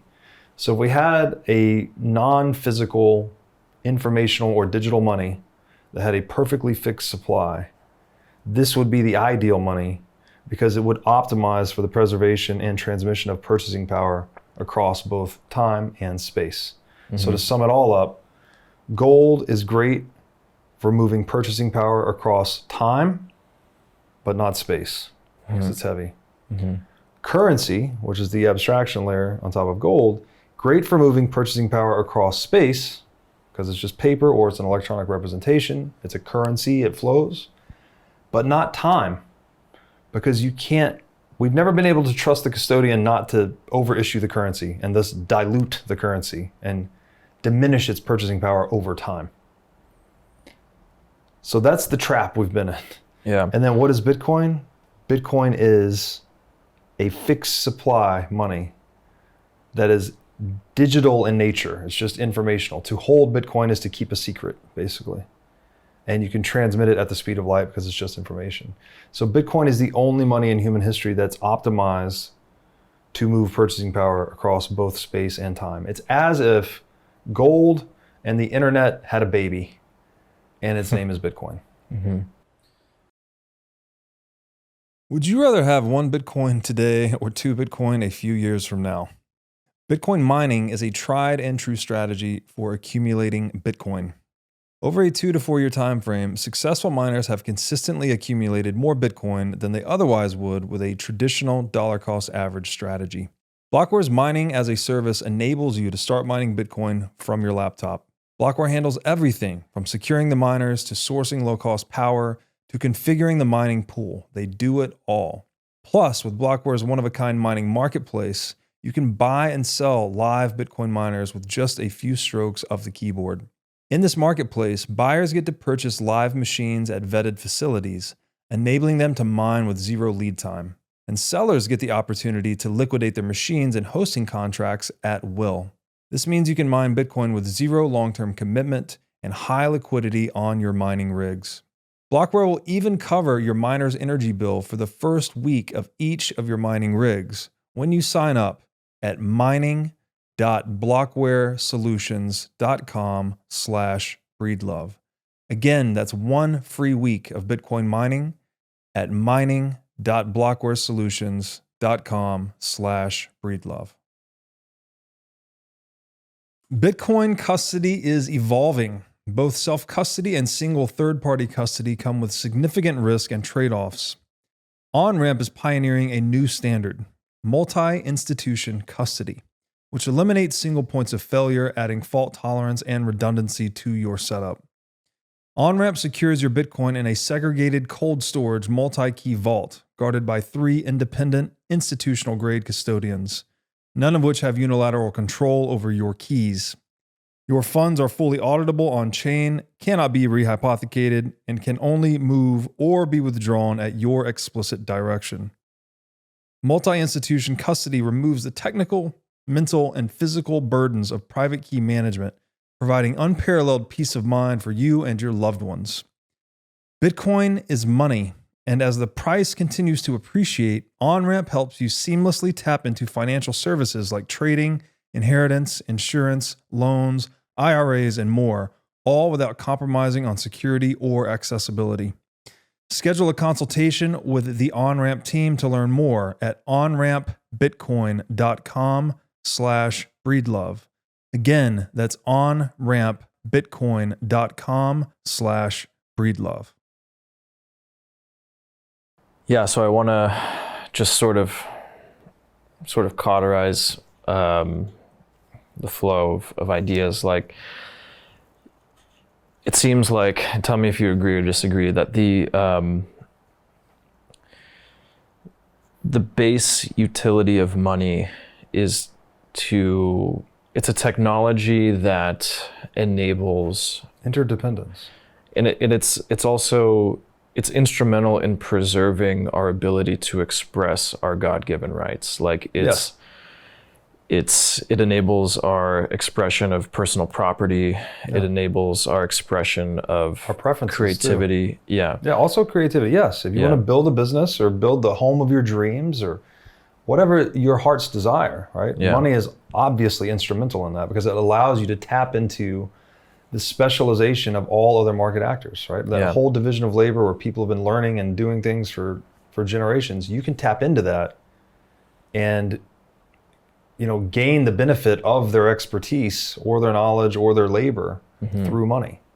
Yeah, and it's at the point of the technological limitations of gold, like the hardest money for most of history. It's like once you have to make that compromise in order to upgrade the technology, it comes at the expense of the money's ability to enable our expression of our natural rights. Like it's either like the physical limitation of transporting it across space. It's a cap on how freely we can express how we can move it into different parts of the market. Yeah, it makes you vulnerable to coercion. Yeah. And once you give up the custody of it, you're literally giving up your property. You're giving it to somebody else, having to trust them. And then that abstraction onto the paper level, it just leaves you vulnerable to theft. It leaves you your time can be taken from you, your energy can be taken from you. Yes, this is why I decouple or delaminate rather money from currency. That money is that underlying asset that can actually extinguish debts or lay claims to goods and services. Currency is like an application on top of it, which again, in a gold world, we need that application because we need to move the money across space more easily. Yeah. But Bitcoin has like fused these things together. Yeah. It is both money and currency in one thing. Yeah. Yeah. And so that it's a tremendous innovation. And this is why it's so difficult, I think, for people to understand because they don't grok this history of gold, right? Most of us are just, well, obviously we're less than 100 years old, most of us. We only really remember the Federal Reserve era, right? Where these paper notes, most of us born after 1971, which includes both of us, we only remember fiat currency. We don't even remember the gold standard. It's only accessible to us through a study of history. And so, something like Bitcoin seems, they don't have the context to comprehend why it's so important. And this is why we always talk about the study of Bitcoin, right? You need to get to the 100-hour mark of studying it. And it's not just studying Bitcoin specifically, it's studying the nature and history of money more broadly that will give you the context necessary to appreciate the magnificent solution that Bitcoin has given us to this problem of money and currency, and that it's united the two. And to your earlier question, just like about speech and whatnot, Naval said this in 2011 or 12, that as a consequence of Bitcoin's emergence, money and speech are now the same thing. And that's kind of what we're saying, and we're talking about it's unifying the money with the currency. The currency is just the ability to express the money, right, across space. And the money is the thing that's holding its purchasing power across time. So you want it to hold purchasing power across time, but then you want it to be expressible across space when you want to spend it. And space and time, those are literally like the most fundamental limitations of our existence. Exactly. It's at the base layer of all of our action. It's physics. Yeah. And it seems like the ability to move across space and time and maintain its security, that's right. Like the trifecta of like all the things that you need in money that works in the way that we need it to work. Yes. And so that can't really exist in the physical realm. Like it's only capable of something digital. That's right. Yeah, again, if money is this agreement, right? The ideal money would be an unbreakable agreement. Yeah. Okay, there's no way to guarantee that we won't physically reproduce an asset. There's no way to say, hey, this is the fixed supply of gold. No one mine or create any more gold. That's not possible. Because if anyone can discover it or mine it or refine it, like it's going to come into circulation at some point. Yeah. You can only have this concept of a fixed supply it has to be digital. It has to be informational. Yeah. Okay. So, how does Bitcoin achieve that? Like for the uninitiated, like how does Bitcoin, what are the technological innovations in Bitcoin that allow it to meet those three criteria of space, time, and security? Yeah, that's an excellent question. I would first like to say that to get into the technical weeds on Bitcoin is not my strong suit. I'm not a software engineer, but I will speak at a high level to how I understand it. So Bitcoin's a game, right? And the game is whoever can solve this mathematical puzzle first will be rewarded the next newly minted Bitcoin. So every 10 minutes, Bitcoin is minted. And I want to be careful here because we're saying Bitcoin has a fixed supply, which I'll get to. But basically, this game of minting Bitcoin is reduced by 50% every 4 years until it stops completely in the year 2140. So it's issuing, and that's when Bitcoin's total outstanding supply will reach 21 million. So we know with perfect certainty that's the end state of this monetary system. It has a fixed supply of 21 million. There's no conceivable way to increase it. And that's because that's just the way that it was set up, right? Yeah, it's the way it's set up, and it's a consensus cluster of individuals acting in their own self-interest. Like it's in each individual's self-interest to hold a money that no one else can print. Because again, if someone else can print it, they can dilute the purchasing power you have stored in it and thereby steal from you. So the ideal money for anyone to hold is a money that no one else can print. So Bitcoin has this strange sort of consensus cluster where it's like each node that's operating is choosing which rules best suit them individually, and wherever those individuals cluster is Bitcoin, basically. And that's why it has this fixed supply of 21 million. Like that's how it's called a Schelling point in game theory. It's like, what is the strategy that inherently antagonistic players will choose in a game? What is like the center of gravity that they will choose? What is the consensus cluster? And like that's basically what Bitcoin's money supply is. Its terminal money supply of 21 million is that. But to get there, there's this global game going on all the time. This is Bitcoin mining, right? Where people are deploying these application-specific integrated circuits, which are just Bitcoin mining rigs. They're the size of a shoebox, roughly.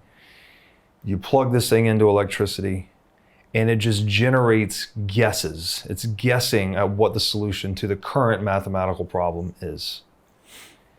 And you can think about these by way of analogy as like lottery tickets, right? Every 10 minutes there's a lottery, and these things, the more energy and the more machines you have, the more lottery tickets you're purchasing, basically by paying your power bill. And so these units generate hashes or guesses or lottery tickets, and then approximately every 10 minutes, one of them finds the answer. They are awarded the new Bitcoin, and then the game starts anew. And it keeps repeating this process every 10 minutes. And every 4 years, the Bitcoin reward declines by 50%. And so Bitcoin has this very interesting like exponential decay curve, such that, it's launched in 2009. By the year 2034, I think 99% of all Bitcoin will have been mined. And so from the year 2034 until the year 2140, the last 106 years of Bitcoin's what they call the block subsidy era, basically, when these new coins are being issued per block, that last 106 years will be spent competing over the last 1% of Bitcoin. So it's a game that like ratchets up the stakes very quickly, and that's why Bitcoin's price tends to go up, which I can describe later. But essentially, that's how it works. And then the other emergent property of this is that you have all of these players, miners, competing to find cheaper energy to mine more Bitcoin. This has two really interesting externalities. One, Bitcoin mining basically functions as a global bounty program for cheaper and cheaper energy. So anyone on Earth, everyone on Earth that has access to below market energy rates has a direct financial incentive to go out and start Bitcoin mining, because you can produce digital gold at a below market price, and therefore you can outcompete other miners. So this bounty program that is Bitcoin mining has the externality of driving down energy costs rapidly. On the other side of the equation is, as more mining comes online, the Bitcoin network becomes harder and harder to attack. There's more and more security. Digital security is basically the digital security budget, which you call the hash rate. So how many of these hashes or guesses are being generated, basically functions as this dynamic security mechanism for the Bitcoin network. So the only viable way to attack the Bitcoin network is to mount what's called a 51% attack. So you need to mobilize 51% of the hash power, which is like all the computing power in the network. You need, half of that plus 1% to go and attack the network. Well, that's such a staggering amount it's already the largest and most secure computing network in the history of the human race by like 2 orders of magnitude at this point, and it's growing rapidly. So there's no country on Earth that could mobilize that much capital or that much electricity that quick. And even if they could, they would evoke this competitive response in others, right? If someone saw a bunch of hash power coming online really quickly, then others would respond. And so there's this like game theoretic dynamic that drives energy lower and drives security higher. And also, as I mentioned earlier, the block rewards that cut in half every 4 years. One of the biggest natural sellers of Bitcoin are these Bitcoin miners, because they're competing at the margin on energy costs. It's a very cutthroat capitalistic business. The Bitcoin that they are rewarded, they have to sell to pay their energy bills and their other operational expenses. When the block subsidy is cut in half every 4 years, the natural selling of Bitcoin is also cut in half every 4 years. So what is price? Price is the intersection of supply and demand. If all of a sudden every 4 years, the supply of Bitcoin being sold decreases, but the demand remains constant, then, as we say, number go up, price go up. And indeed, that's what we've seen in Bitcoin's history up until this point, is every 4 years, we have the halving, which is when the block subsidy is reduced by 50%. And then roughly 18 months later, we see a new all-time high Bitcoin price. There's like this, FOMO blow off top. Everyone's buying it. The whole world's talking about it. Internet searches are surging. Every Bitcoin business in the world is correlated to the Bitcoin price. Our views are up on the show. Book sales are up, all the things. And then Bitcoin will peak hype. The market becomes exhausted. And there's a big drawdown, 60, 70, 80%. And then it'll trade sideways for 3 years until there's the next halving. And then roughly 18 months later, boom, another exponential wave up. And this cycle has repeated throughout all of Bitcoin's history up until this point. The most recent Bitcoin halving was in May 2024. And so if we tack 18 months onto that, we expect to see a new all-time high Bitcoin price somewhere in the neighborhood of November, December 2025. And I forgot the original question, but I hope that was... Yeah, I think I can recenter us. So we're talking about how Bitcoin achieves, on a technical level, transportability across space-time, and it remains secure. So a part of what you covered is that it's difficult to produce. You need a ton of ASIC mining machines. You need a ton of computers. You need a ton of energy. You need space to house these computers to be competitive, because you need so many of them. And these computers are tasked with a very difficult algorithm that they have to run in order to decode the answer to a problem. One important thing I should insert here actually is that mathematical problem that they're competing to solve every 10 minutes, every 2 weeks, the difficulty of that problem adjusts. This is very important. This is one of the key features to Bitcoin actually. It's something that, in my estimation, makes it something like a living thing. It's responding to our attempts to mine it harder or less. Basically, the more energy and effort we allocate into mining Bitcoin, the more difficult that problem will become. And it becomes more difficult to the exact extent that it will keep issuing Bitcoin on that predictable supply curve that ends at 21 million in the year 2140. So it basically adapts to stay on track with its supply issuance schedule. And that's what gives Bitcoin this fixed supply. There's this perfect information about the money supply, right? In a way that we don't have. We don't have this knowledge of gold. We don't have this knowledge of dollars. We don't have this knowledge of any other money. But again, in the interest of ideal money, money that doesn't change in supply, that's only true with Bitcoin, and it's only possible because of the difficulty adjustment. So just like a living thing, right? If I try to, it responds to our efforts to try and do something to it. Bitcoin responds in much the same way via the difficulty adjustment. The rough metaphor I like to use here is it's like the horizon. Like as you approach the horizon, well, you don't reach the horizon. There's forever receding. Exactly. Or if you recede from the horizon comes close to you, because it also works in reverse. If Bitcoin mining, like this happened in China, where they outlawed Bitcoin mining, a lot of mining went offline really quick. The hash rate dropped. So then the mining difficulty decreased, actually. The game becomes simpler because there's less competitors in the game, such that, again, it matches its fixed diminishing and exponentially decaying supply curve perfectly. The other interesting thing about the China thing was hash rate decreased when they outlawed Bitcoin mining, but these things are they're just little shoe boxes. So they get boxed up, shipped out of China, plugged back in. Hash rate bounces right back up. And so that's a very illustrative example of how impotent centralized states are to stop Bitcoin. If the CCP, which is the largest, most authoritarian, brutal regime in the history of the human race, can't even put a dent in the Bitcoin mining hash rate for more than a few months, what state in the world is going to stop this thing? So it's hard to produce. It's the architecture of the network is such that it takes a lot of energy and capital to mine more Bitcoin in analogous way to gold. Like you can't just produce more gold, and that's what makes we call it like hard money.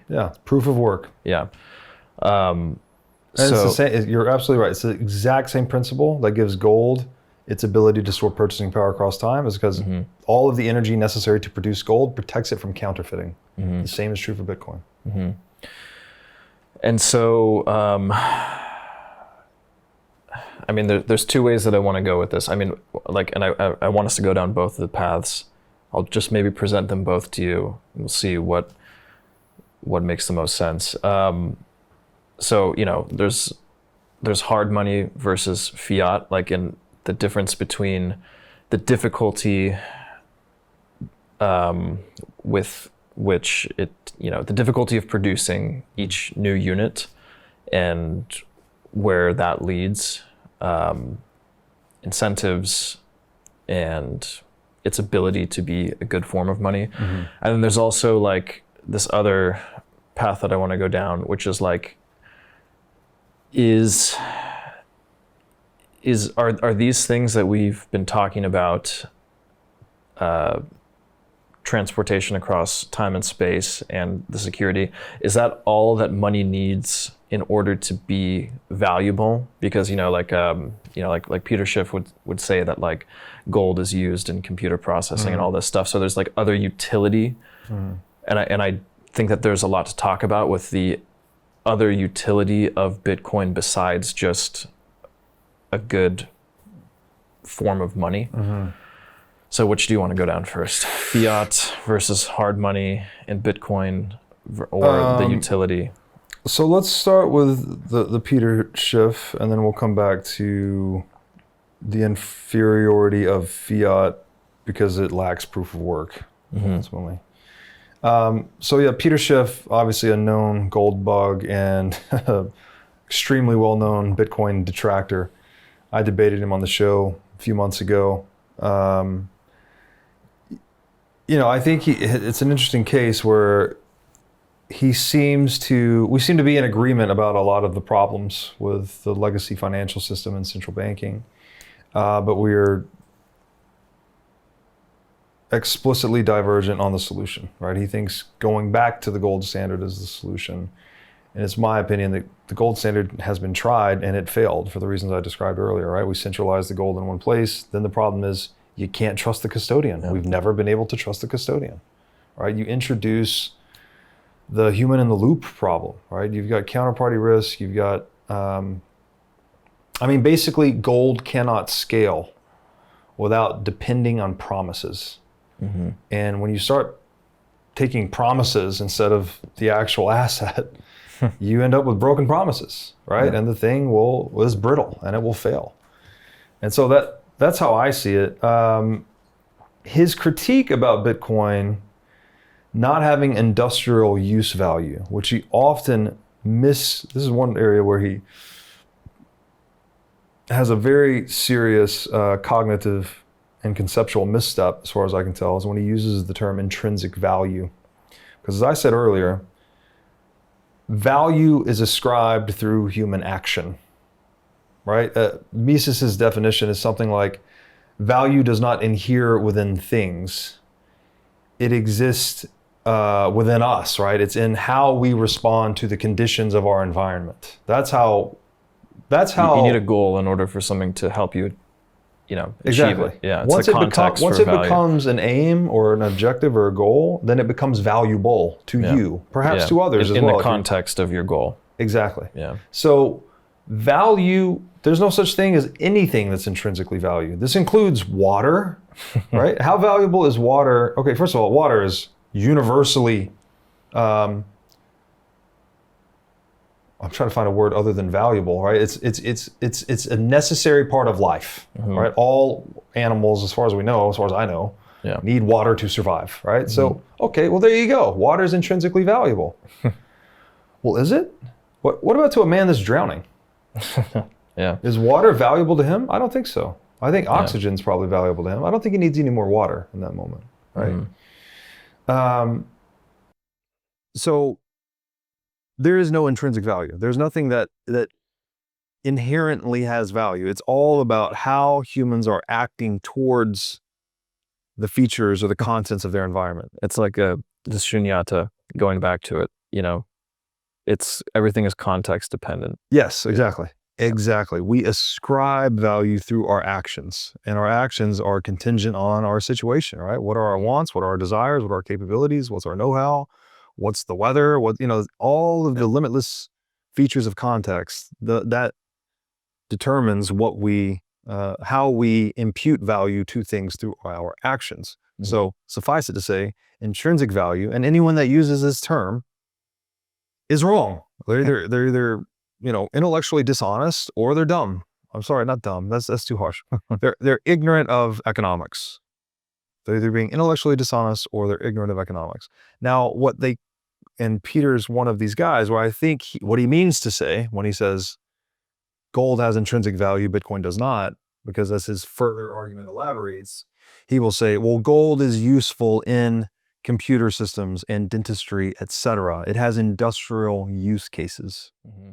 That is true. Gold does have industrial use cases. Does Bitcoin have industrial use cases? I would say the verdict is out, but I'll go with no, just for argument's sake. I agree with you, Peter. Yes, Bitcoin does not have industrial use cases. Gold does, Bitcoin doesn't. What I would describe that as is that gold is an imperfect money. Because, and this is, roughly, gold has like a 14 trillion market cap. Roughly 10% of that, 10 to 20% of that, it's estimated, so 1.4 to 2.8 trillion, is demand for gold as an industrial use metal. So individuals and organizations that are buying gold to put it in computers or dentistry or jewelry or whatever the use case is, that's not money, right? That's like 10 to 20% of gold's market cap. The other 80 to 90% is demand for gold as a store of value, as money, basically, to preserve purchasing power over time. This is central banks, this is anyone saving in physical gold, holding coins, holding bars, whatever it may be.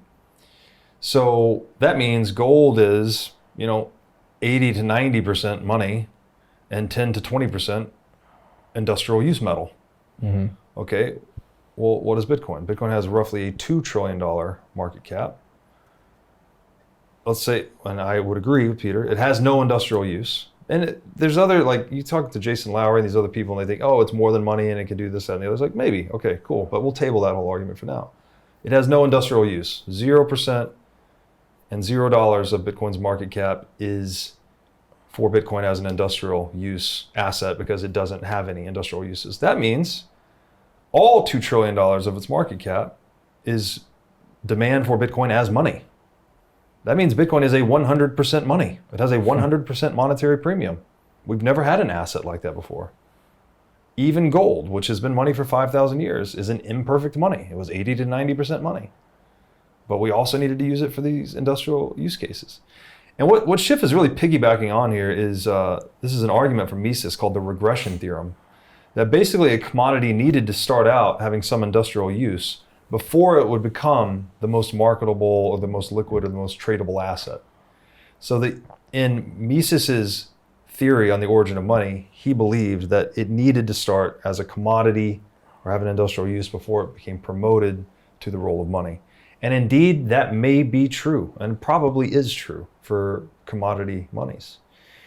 I don't think Bitcoin invalidates that argument, by the way. Like the things that comprise Bitcoin, public-private key cryptography, T accounts, proof of work, all these engineering features, they've been used in other technologies before. All right, so if you want to decompose Bitcoin and say, oh yeah, there is some industrial use here and industrial use here, industrial use here, well then you could say, oh, then it meets Mises's regression theorem, actually. People put together these technological features that individually have industrial use, they amalgamated them into something new that is this pure money, that like Bitcoin itself doesn't have industrial use, but its component parts do. So that would be my counter argument. It's like, yeah, you can have that Bitcoin doesn't have industrial use value, but what you can't argue with, Mr. Schiff, is that it has a $2 trillion market cap. Your opinion does not matter. The market has spoken. The market's always right, basically. If you think Bitcoin's worth 0 and the market says it's worth 2 trillion, who's right? The collective intelligence and actions of all market actors globally, or you, old guy shaking fist at cloud, right? So that's how I lay that out. It's like Bitcoin's a pure money. And this is why it's hard to understand because we've never had anything like it before. And then from there, when I pushed him in our debate on this, delivering the same line of reasoning, he goes straight into, well, you can't touch it. Where is it? I was like, Peter, that's the point. Yeah. You want a money that's informational. Yeah. If I want a money that's fixed supply and I want a money I can move at the speed of light, it has to be non-physical. There is no other way to do those three things. I can't have ideal money in physical form. Well, also, I think like industrial use case, it's very much in the realm of the physical. Increasingly, our economy is moving digital, more abstract, informational. I just want to see like what your thoughts are on this. Is like maybe we can entertain some idea instead of like a regressive sort of value. It's like a progressive value. Like maybe it's like the Bitcoin network with relation to information. You could say that it's the most secure place to store information. You can inscribe, people have inscribed the Constitution into the Bitcoin blockchain. It's the most secure network for information preservation. Yes. So I feel like going all the way back to money and its relationship to natural rights, it's like, that's yet just another way that it enables and reaffirms our natural rights. Is like, Yes. Not only does it preserve our property and our ability to create, but it also preserves our ability to speak and to publish ideas, you know, in the informational landscape. That's an excellent point. You absolutely can write messages onto the Bitcoin time chain, and they are equally immutable as the transactions on that time chain. So as you said, people have inscribed the US Constitution, other things. That's uncensorable information, right? It lives, anyone that has access to the Bitcoin time chain, it can never be taken down, altered, changed, nothing like that. So it's the largest distributed informational database. network, Yeah, right? exactly. Yeah. And so if we take that back to natural God-given rights, right? The ability to speak and express ourselves. Well, censorship is antithetical to that. Obviously, if someone can suppress your expression, well, that's problematic. Bitcoin is a countervailing force to that, right? You can write things on that time chain that can never be extinguished, censored, repressed, etc. And it's very important, because if you consider, again, if we sort of defined money as this list of like who owes who what favors, right, as we were describing earlier, you wouldn't want that list to be arbitrarily changeable, right? You don't want someone to come in like, oh, you know what, I'm going to erase these favors that I owe, and I'm going to give me some more favors that people owe me. Yeah. Right? You would also want that list to be immutable, or, the historical, what's happened in history, you don't want it to change because that's what actually happened, right? But you want people to, through consent, to be able to spend their money into the future. So that's what the time chain is. It's literally a block by block history of those consensual transactions to the beginning of Bitcoin. And every node, every Bitcoin user has access to the entirety of that history, so that there is no need to trust some other record keeper or some other historian or some other bank with that information. As we say in Bitcoin, the ethos is don't trust, verify, right? You run the entire history and verify it for yourself. And everyone verifies everyone else's work, and the consensus cluster that emerges is Bitcoin. Yeah. And that's as true for money as it is information. Again, this unity of money and information, it's one of the most fascinating things about Bitcoin, is that, money is just a messaging system, right? It needs to be unalterable to be useful, at least historically, retroactively unalterable to be more specific. And that could include both the transactions and the freedom of expression of any user that wants to write anything on it, right? People can build applications on it. People build smart contracts, and there's all these other things that people can do with Bitcoin. So it's a very important point that it is more than money in some ways. I say that it's even useful though money for other things. even though money's ill-defined, right? And it's kind of hard to get your head around it. One of my highest health priorities is keeping my brain in top shape. To take care of my brain power, I do many things, such as striving to read, write, exercise, and meditate daily. One of the latest tools in my brain power toolkit is MindLab Pro. MindLab Pro is a nootropic supplement that is scientifically proven to enhance your brain power. When I take MindLab Pro, my mind feels like it has a better grip on the world, my thinking is more lucid, and the articulation of my speech is radically improved. MindLab Pro has been tested in rigorous, double-blind, placebo-controlled human trials and has been proven to enhance brain power for users in every age group.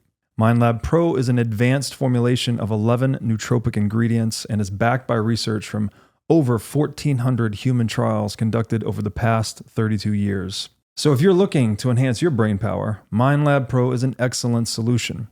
Go to mindlabpro.com/breedlove to start enhancing your brain power today. Again, that's mindlabpro.com/breedlove. Knowing when to buy Bitcoin can feel complicated, and knowing how much to buy can be overwhelming, and getting started can be a headache, but it doesn't have to be. That's exactly why I recommend Coinbits, because it solves these major blockers and it's the easiest way to buy Bitcoin. With Coinbits' Round Ups feature, you can automatically convert your spare change into Bitcoin while you shop. For example, when you buy a coffee for $3.50, the extra 50 cents is rounded up and it goes straight into Bitcoin. Here's why that's a huge win for you, because you don't have to be a tech wizard or try to time the market just right with Bitcoin. With Coinbits roundups, you simply set it, shop, and stack sats. And you can set this up in under 2 minutes. Just visit the website, connect your card, and boom, you're buying a little Bitcoin every time you spend money. So stop wasting your time with complicated exchanges or confusing shitcoin apps. Coinbits simplifies your Bitcoin savings strategy. So go to coinbits.app/breedlove. Again, that's coinbits.app/breedlove. You've talked about how the Bitcoin network, it just incentivizes every individual actor to pursue what's best for them, which in turn ends up being what's best for the network, the security of the network. But I think just more generally, I guess maybe the question would be, how do the incentive structures differ between hard money and fiat money, and where do those two paths, where do those incentives lead markets and people, and where does it lead the hive, I guess? Yeah. That's a good question. It's a big question too. I guess first to define hard money. Like, hard money is any money that the market naturally selects as money. So it's a form of money that is emergent rather than legally imposed, basically. Now, it just so happens that that term, hard money, also lends itself nicely, because hard money, which is the money that the market selects, also happens to be money that's hard to produce, as we said earlier. And that's because money that's hard to produce conserves purchasing power over time, and each individual market actor, in expressing their own self-interest, obviously prefers to hold a money that holds purchasing power over time. It's the same thing as saying people prefer prosperity to poverty, right? You would prefer that your money maintain its purchasing power rather than lose purchasing power, because it's energy, right? You don't want life energy to leak out. You don't want your blood to leak out of your body. You don't want your breath to leave your lungs. What's another way? You don't want the air in the room to be thinned out, dissipated, whatever. It's like that's how essential that selection process is. So free markets tend to favor monies that are difficult to produce because they store purchasing power over time.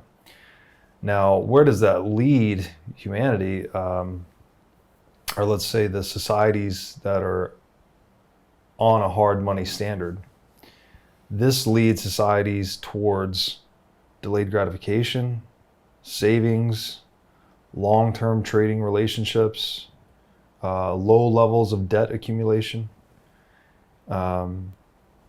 peace and prosperity, and all the senses of those words. The debt thing's pretty obvious, right? Hard money that conserves purchasing power over time, as an economy grows and you're producing more units of goods and services, but the money supply is ideally not growing at all or growing as slowly as possible, then the purchasing power of that money actually tends to go up over time. So historically, gold supply, for instance, inflates around 2% per year. It's like a 50-year average. But the purchasing power of gold goes up at average of probably 3 to 4%, 5% per year. So it's actually outpacing the dilution. So the total purchasing power growth in gold is probably 7%, but 2% of that is lost to dilution. And so that you would never want to borrow a money that's, you would borrow, in this case, gold, sound money, and then you'd have to pay back units of gold that are actually more expensive. They've appreciated over time. So your debt load goes up over time when you denominate it in hard money or sound money or gold. So for that reason, borrowing tends to be pretty small, pretty short, right? So it's a very it's a heavy equity-based economy and a not very debt-based economy. when you're using hard money. The other thing that's interesting is because people,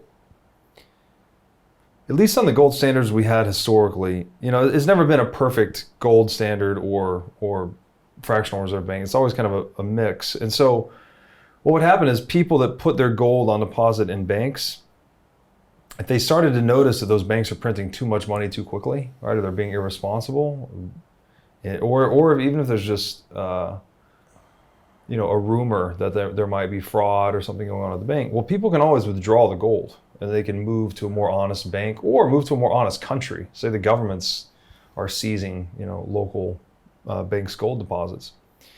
So that puts a check on government activity. People could always sort of cast this vote of no confidence in governments or banks by withdrawing their gold and going somewhere else. So, Peter Schiff would like to say something like, gold is a good chaperone to government.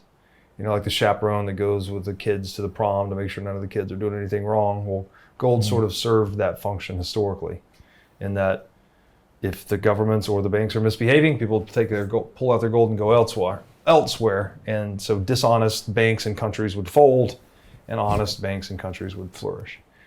So when there's hard money, you tend to get more honest commercial interactions, basically. The problem, and this is where gold and Bitcoin differ, actually, is in the coercion aspect. Because gold is physical, it can just be obtained through coercion. So if you invade, if you rob a bank, you could just take the gold, right? If you invade another country, you can just seize their gold from their central bank. Again, this is a problem with the physicality of money, that ideally we'd have a non-physical money that would not be so seizable through force and coercion. So another way of saying that is like physical money or physical gold invites violence. It's an invitation to violence. So even on a hard money standard, when it's physical, you don't really solve the violence problem.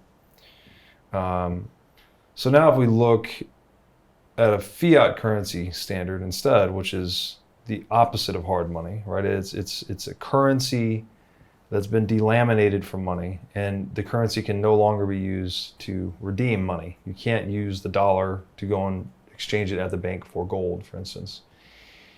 In that case, when we look at, and basically this is, again, it's like the opposite of hard money. It's often called easy money or soft money, because it can just be produced without any effort at all, right? It can be produced, in the case of printing money, you're literally just printing it off the printing presses. In the case of electronic representations of paper money, you're just updating a database, right? It's even less effort. I often joke that, when I was growing up, you'd hear adults say stuff like, well, if only money grew on trees, then we could go and buy, A, B, and C, these things that we can't afford.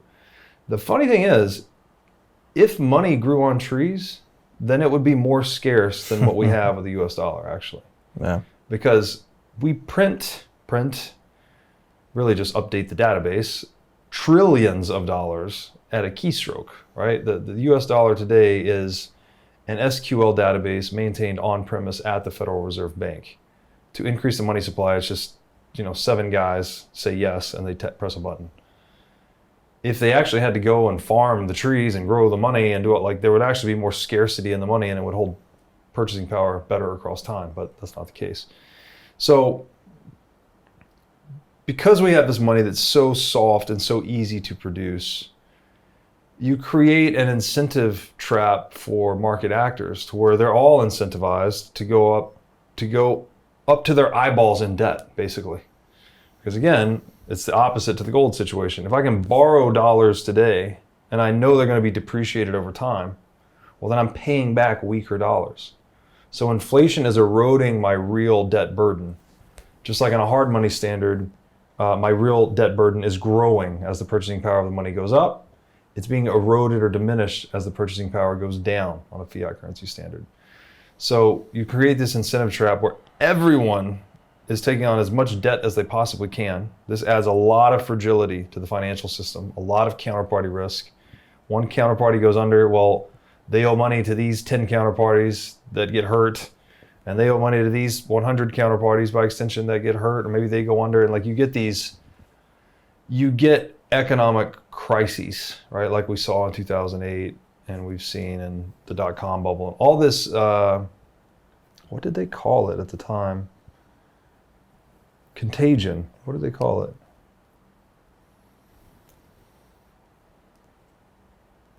I'm struggling to come up with the term right now, but it's basically where there's just these long chains of counterparty risk.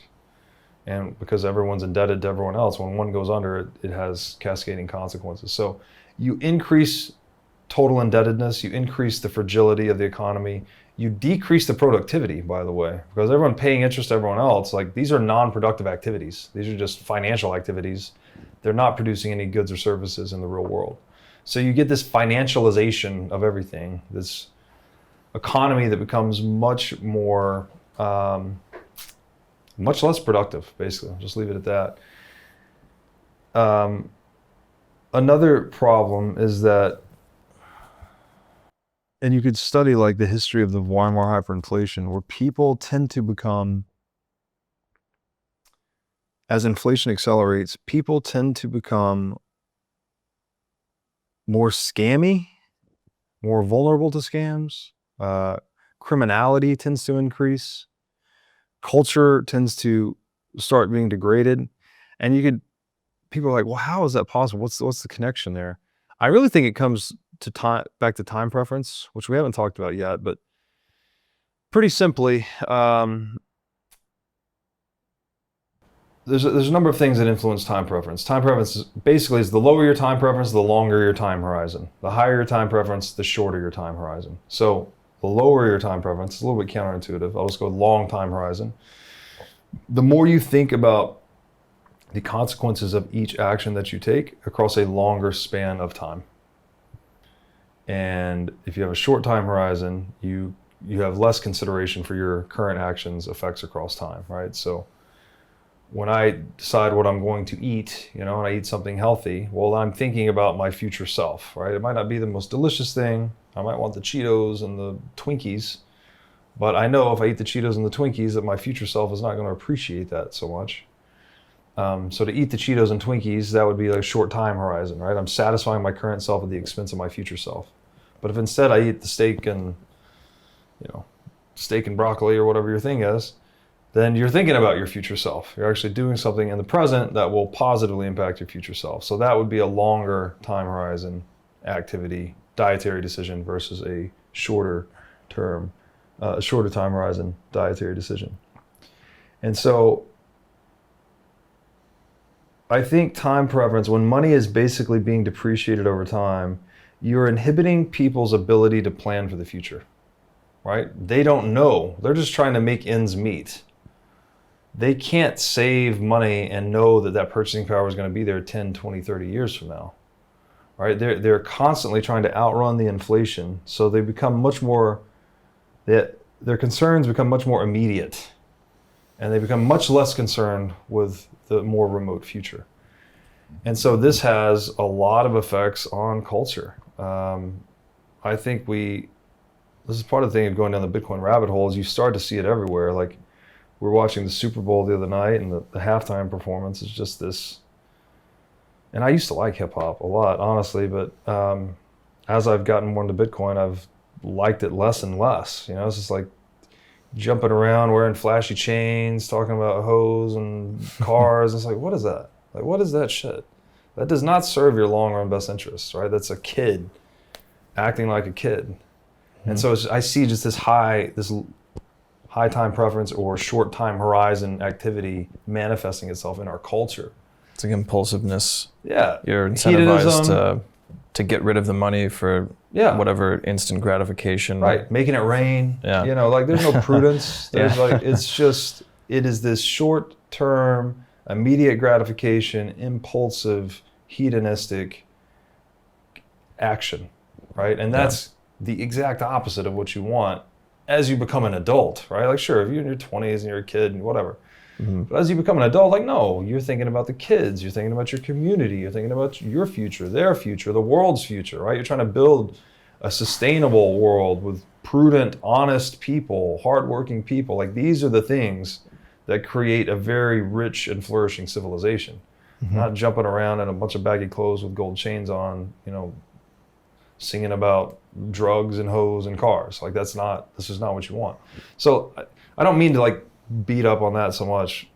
And again, I used to be a hip hop fan, so like still am to some extent. Like it's part of our era, for better or worse. It is part of where we come from, but I would like to see a world characterized by more long-term oriented people. These are people that do bigger projects, that do more important things, that create businesses that last, that raise children that grow up to be really good, productive, virtuous people. Like that's what you really want at some point. I mean, for most people. I don't want to speak on behalf of everyone, but that's that without that, just life ceases to go on. I mean, you need people like that to create more of what is happening now. That's right. That's how we got to this point, right? Our ancestors were delaying gratification and working hard and exhibiting very long time horizons, right? There's this general notion, even in America, that you always wanted your children to have a better life than you did. That was part of the American dream.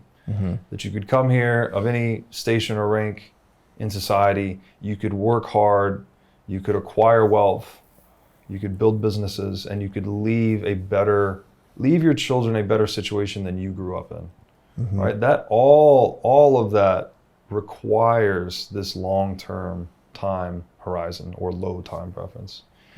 And so again, there's many things that influence this, but the depreciation of money, the printing of money, the debasing of the purchasing power of currency is a major influence on shortening people's time horizon or raising their time preference, because they just can't even, how can I even think, imagine someone that's in, you could start on the extreme end of the scale and say a hyperinflationary currency. They can't even think about 2 days ahead, right? Like prices are going up so fast that they just literally every time you get paid, you just buy everything you can that can't be printed. And you're literally just trying to eat for the next few days or weeks. So they have almost no relationship with their future self, not even their future self a week, 2 weeks, a year from now. Okay, well, you could slightly dial that down and say, okay, let's move out of hyperinflation into just an intense inflation. Well, people are just, prices are going up, I don't know, 50% a year or something like that. People, they can't think about 10 years from now. They're trying to survive in the present with all of the debasement that's going on. And so, suffice it to say, inflation of the money drives people to be more short-term oriented. Also drives them to accumulate more debt, which creates more fragility in the economy. It also leads to limitless government overgrowth. Because guess what? The central government doesn't need to care about economics at all, actually. They can produce losses forever and just print money to paper over the losses. They're stealing from people that are saving by printing money to steal their purchasing power, and then they can create whatever nonsense agency or federal program they want, right? And there's a famous phrase, I won't even try to attribute it. There's nothing more permanent than a temporary government solution. That's only possible because they can fund these programs forever with printed money, right? If this were a market economy and I produce something that no one uses and no one finds valuable, it's unprofitable, it's not going to last for long, right? If the business is not profitable, it goes out of business. And then the capital gets sold.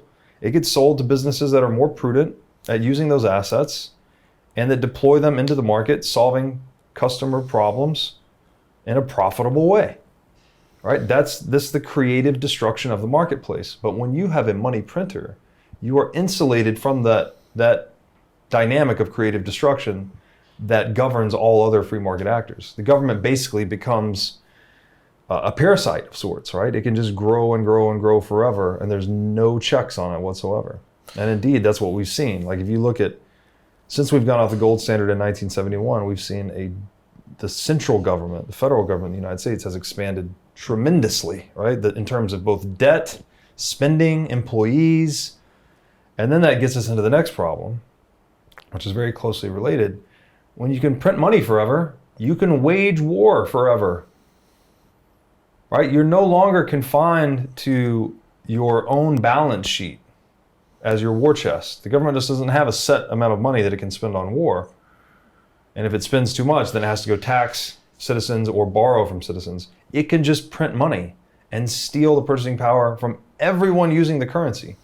In the case of the United States, we have there's 300 million-ish people in the US. There's 4.5 billion users of dollars worldwide. So there's 4.5 billion people holding dollars as savings worldwide.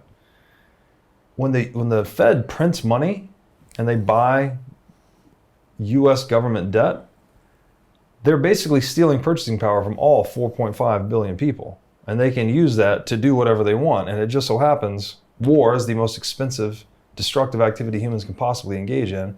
It's also the one that most people are against. So it's very hard, or it tends to be hard, to explicitly tax for it.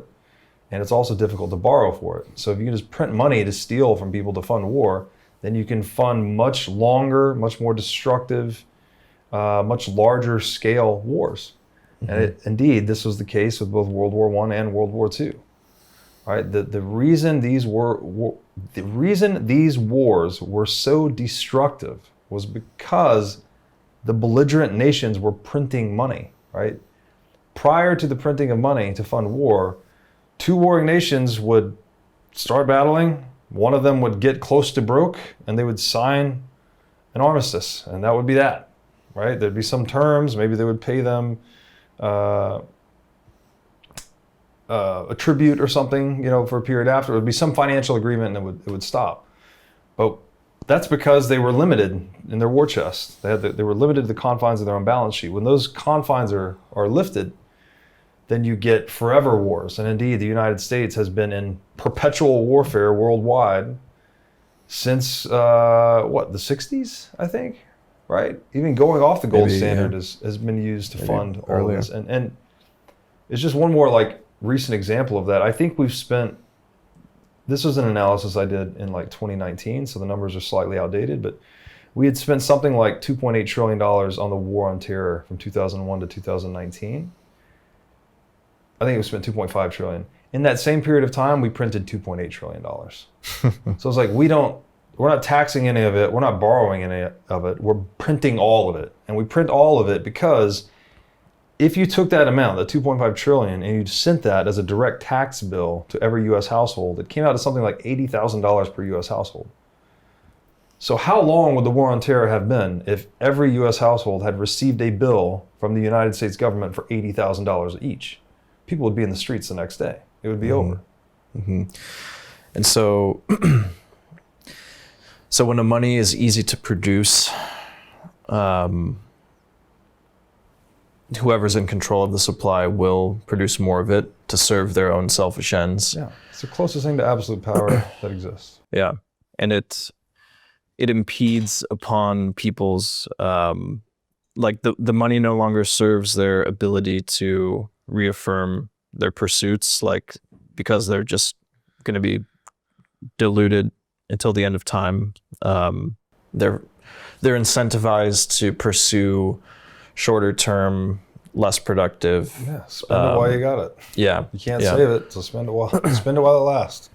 And I mean, I think we haven't fully gone into why a money like this would ever exist in the market, because as we said before, it doesn't exist in the market. Yeah, that's the thing. Yeah, it's always imposed by fiat, right? And fiat. So fiat comes from, it's a Latin word, and the original use of it was in the Bible.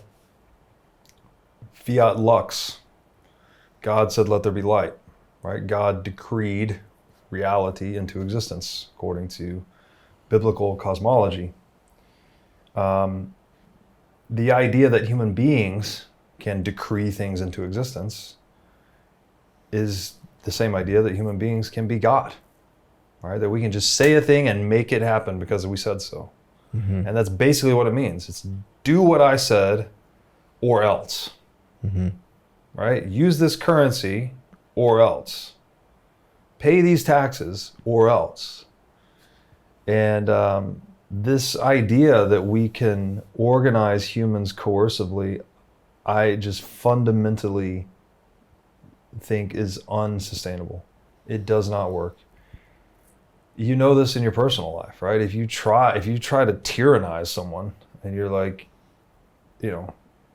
bludgeoning them over the head to clean your house or whatever the thing is, they're going to try to escape. They're going to try to stab you in the back. They're going to fight back. They're going to do anything they can to get out from under your tyranny. If it doesn't work one-on-one, why in the world should we think that it works collectively? Right? It is insane. And this is not the way law was done historically, right? There was, again, as we talked about early on when we were on the natural rights topic with Moses, Israelites are lost in the desert. They're sort of fighting amongst themselves. And then over a 40-year observation window, he extracts all these principles that were involved in their dispute resolution process and codifies them as the 10 Commandments.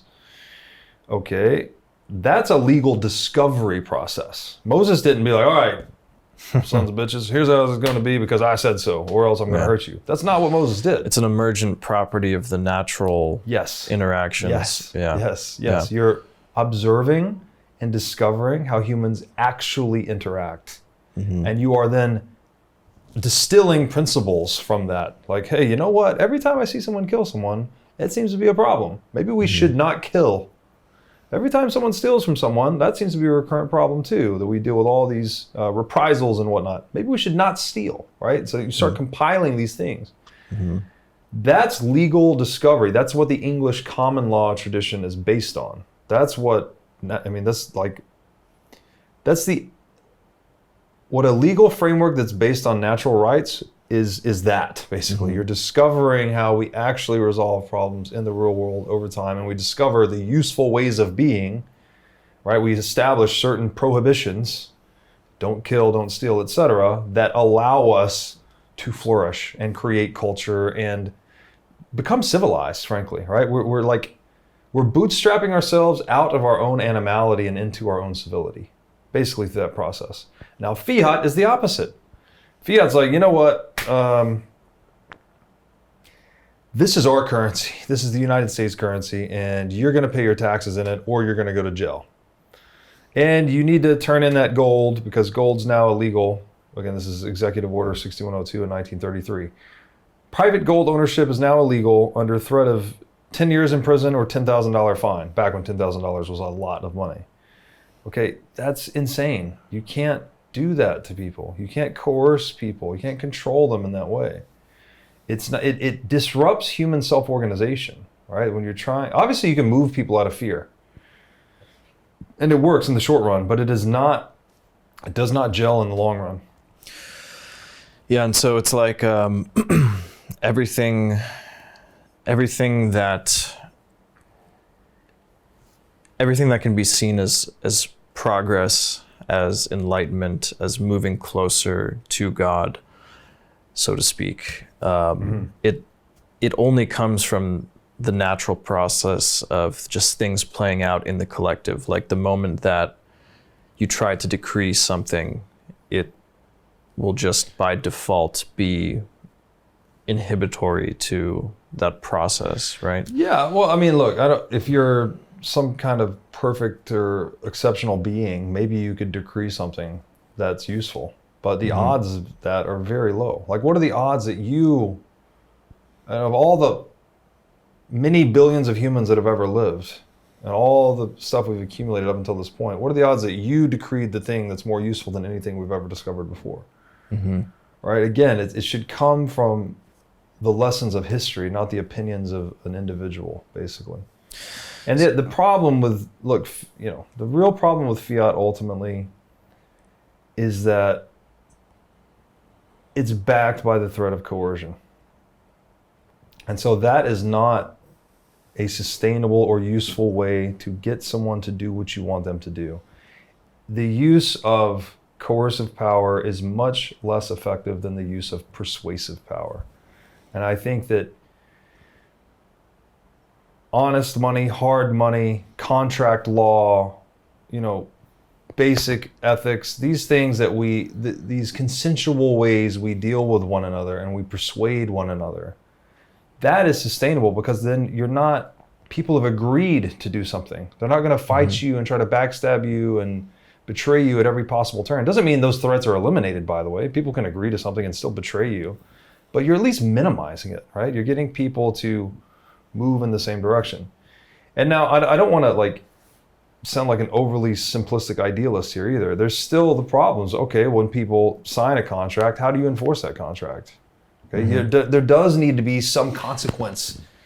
If I've signed a contract with you and we've agreed to do this thing and here are the terms, and then I fail to deliver on the terms, there needs to, and then I fail, okay, well, if I don't deliver these terms, then there are these consequences. How do you enforce the contract, right? These are very difficult problems. However, I don't think fiat is useful in that respect, basically. It's like fiat, telling someone to do something because you said so or else it contradicts the nature of making agreements, and making agreements is how we solve all these complex problems. So do you think, to put it concisely, that we need to separate the money and state, or the money supply from the state? Yes, for sure. Do you think that we need a state? Some form of it. Yeah, my views on this, and I want to get specific with my language. There's a difference between the state, as I define it, and a government. A government is something you opt into, right? You agree to be part of this government. Even something like a homeowners association is kind of a micro government, right? Like you people in your neighborhood agree that it's a bad idea to have automotive parts or boats in your front yard, right? And everyone agrees. They all sign the little local micro government homeowners association agreement, says we're not going to do that. So it's an opt-in governance structure, basically. And then once you opt in to that rule set, you abide by the rules. And if at any point the rules change in a way that you don't like them, well, then you can opt out. You can sell the house and you can move to some other home that maybe doesn't even have a homeowners association, or move to another homeowners association. So that's fine. As long as governments opt in, opt out, and the consent is maintained, that's fine. Statism is not that. Statism is this, Rothbard has a great book on this called The Anatomy of the State. Again, it's often defined as the monopoly on violence. Rothbard would say something like, it's the social apparatus of coercion, compulsion, and control. So it is a legalized institution that basically plunders people. There's no opt-in, opt-out. You can't opt out of state. You can't opt out of taxation. You can't opt out of inflation. Now with Bitcoin, you sort of can, but prior to Bitcoin, you definitely couldn't. And so it's this legal predatory structure. And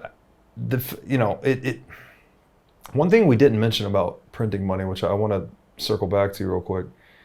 This is another very pernicious problem when you're on a fiat standard and you can print money forever.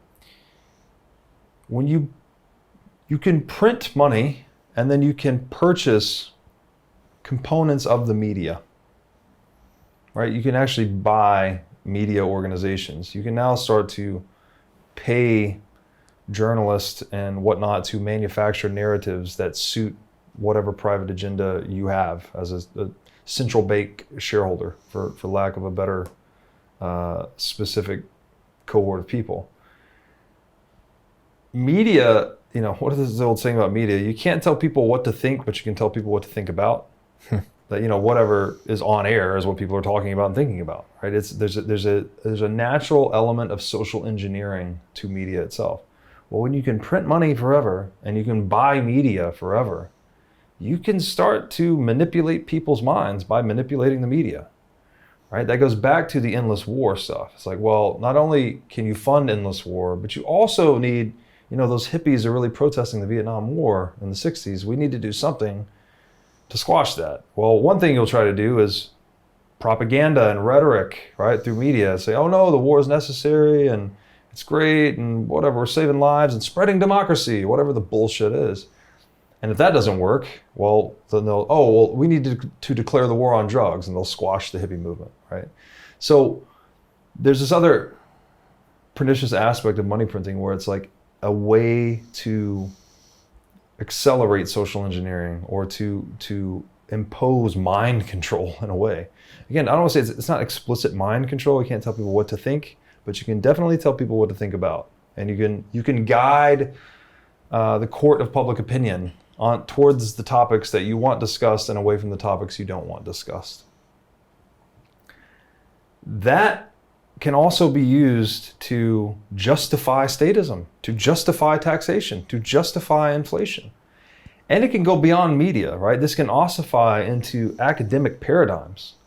Like the pseudoscience that is Keynesian economics, its entire point is to justify government monopoly control over money and the printing of money. It's a nonsense idea. It doesn't make any sense. It has no bearing on economic reality whatsoever. It's just a media campaign or a form of academic propaganda that says government is God, government controls the currency. This is how economics works. And it's funded by the purchasing power stolen through the printing of money. So it's like this very vicious cycle, right? You're stealing from people by printing money, and then you're using some of that purchasing power to condition people into believing that inflation's part of a healthy economy. You know, you need Uncle Sam to print the money. You love your COVID checks, and then you get them in on the take too, right? The pandemic kicks off, and then everyone gets a $3,000 check, and they think, oh, this is amazing. I just get free money from the government. What they don't know is that $46,000 per U.S. household was printed. Yet only $3,000 to $4,000 was sent to each household. What happened to the other $42,000? It was stolen. It's purchasing power that was stolen from them and reallocated to political insiders or Wall Street.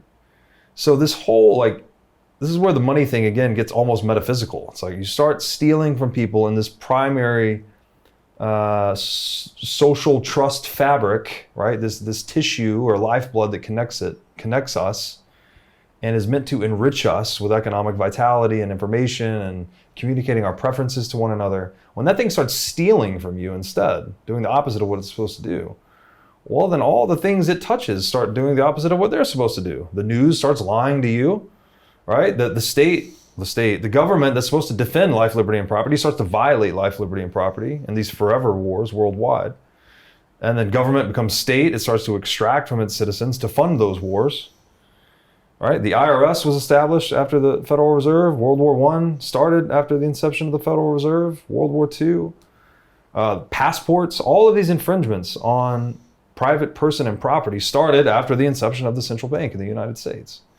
So I've deviated from the original question, but I felt like... I don't even remember what it was, but everything I think was important to cover. So yeah, I mean, it's like once you corrupt the lifeblood of the world, the global economy, society, just bad effects follow all the way down. If you have a blood disease, it's not long before all the tissues and organs that use blood become diseased. Yeah.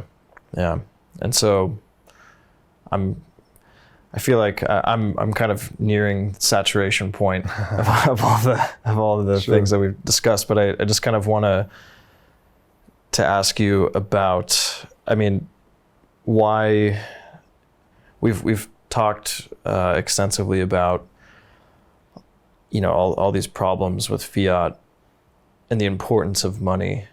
So now you're at this point in your life where, I mean, I don't know everything you do, but from what I can see, it seems like you've dedicated most of your life to Bitcoin, to furthering the cause, to talking about it, to making compelling arguments in favor of it.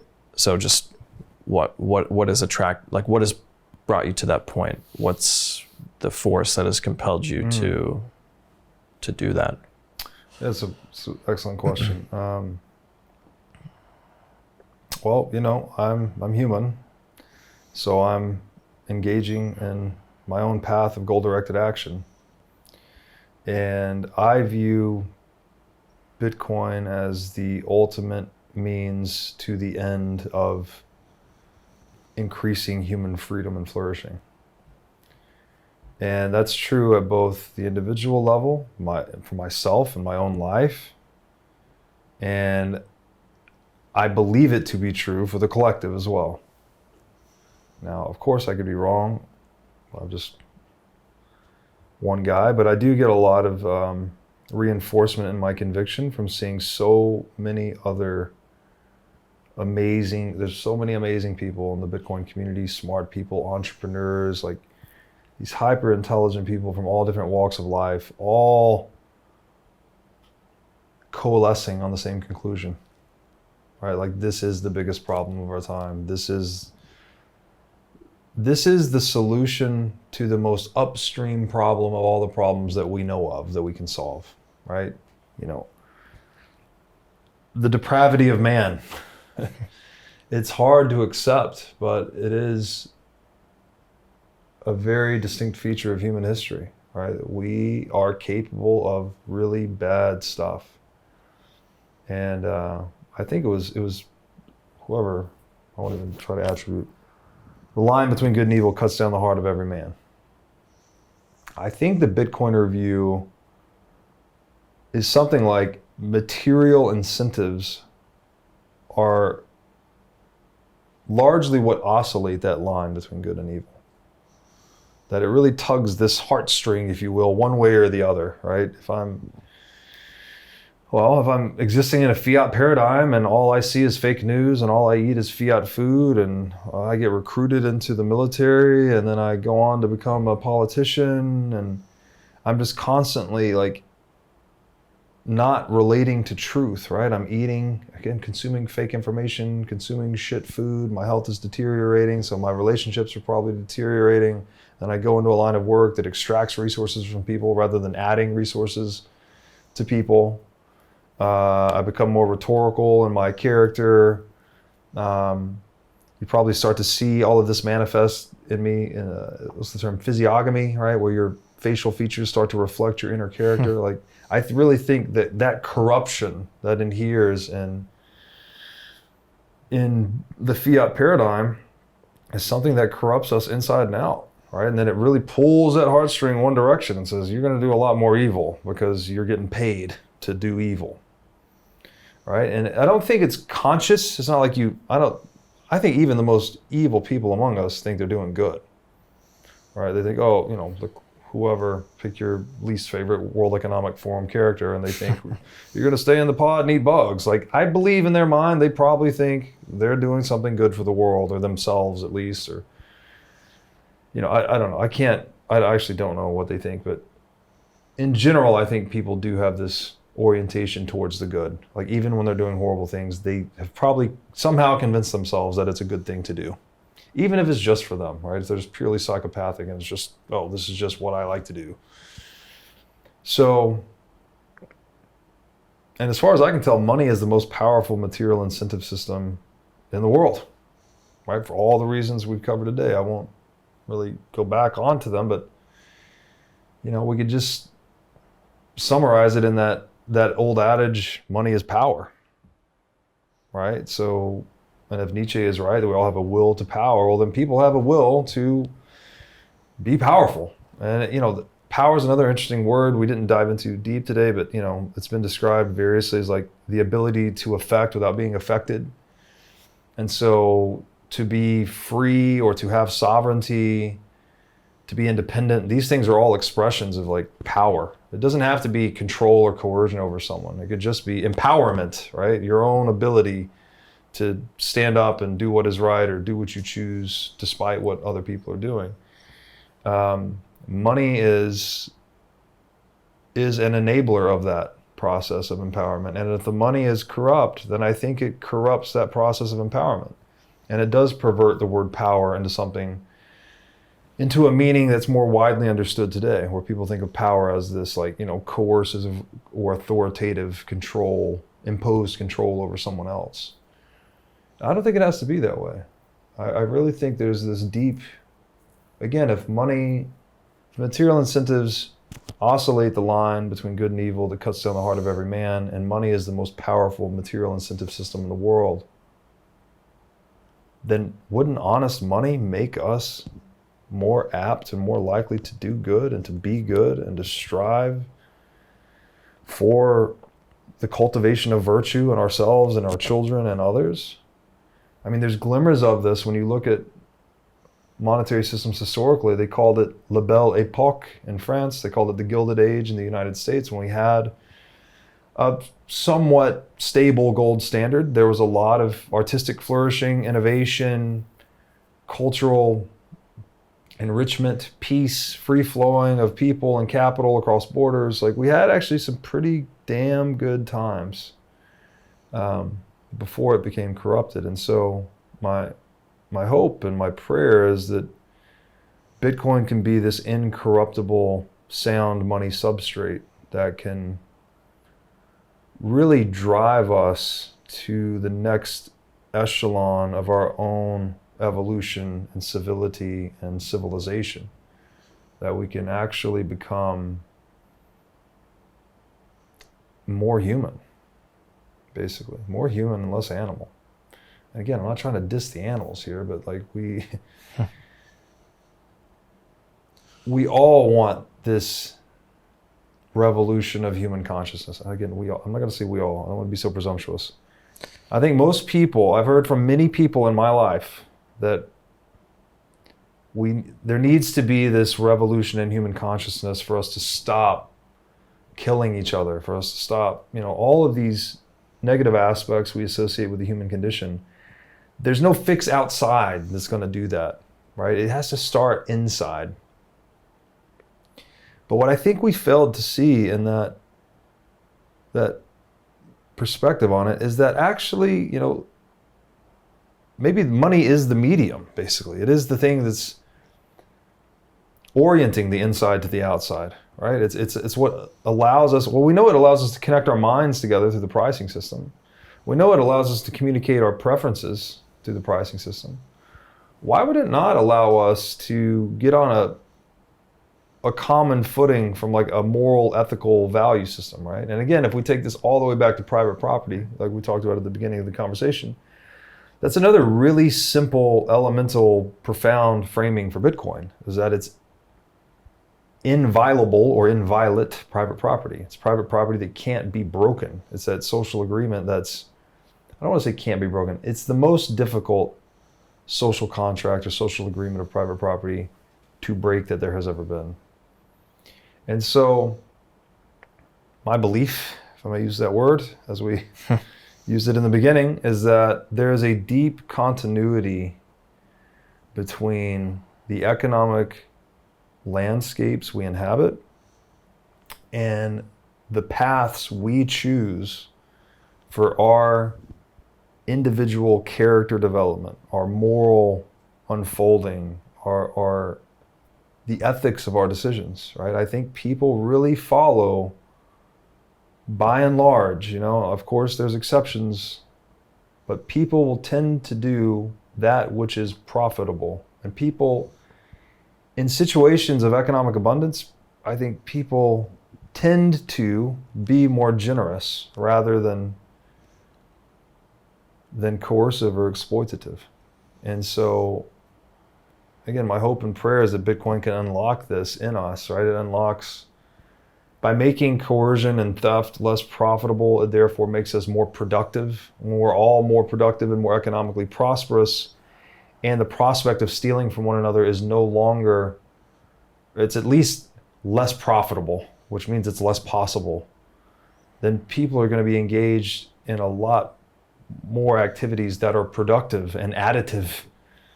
Right? Again, we go back to that inheritance that we all benefit from, this technological inheritance, this inheritance of knowledge, of morals, of culture, of wisdom, all these things that all the humans that have ever existed up until this point in time have given us. How do we add to that and pass it on as a heritage to our future descendants? I hope and pray that Bitcoin is the thing that optimizes us for that process, for our participation in that process. And so, yeah, that's how I see it. And I want to do everything I can to improve myself and be an active participant in that, and hopefully become someone worthy of imitation for others to look up to and say, hey, I know this guy, he says a lot of crazy things, and maybe I'm overly idealistic, but at least give us an aim to point at. Or give us a valued end. I'm not saying that it's fully attainable even, but ideals are important too. You know, ideals are important. We have to have something, you know, what they say, shoot for the stars and you'll land on the moon kind of thing. Like, even if we're not going to make it fully, we still need to swing for the fences.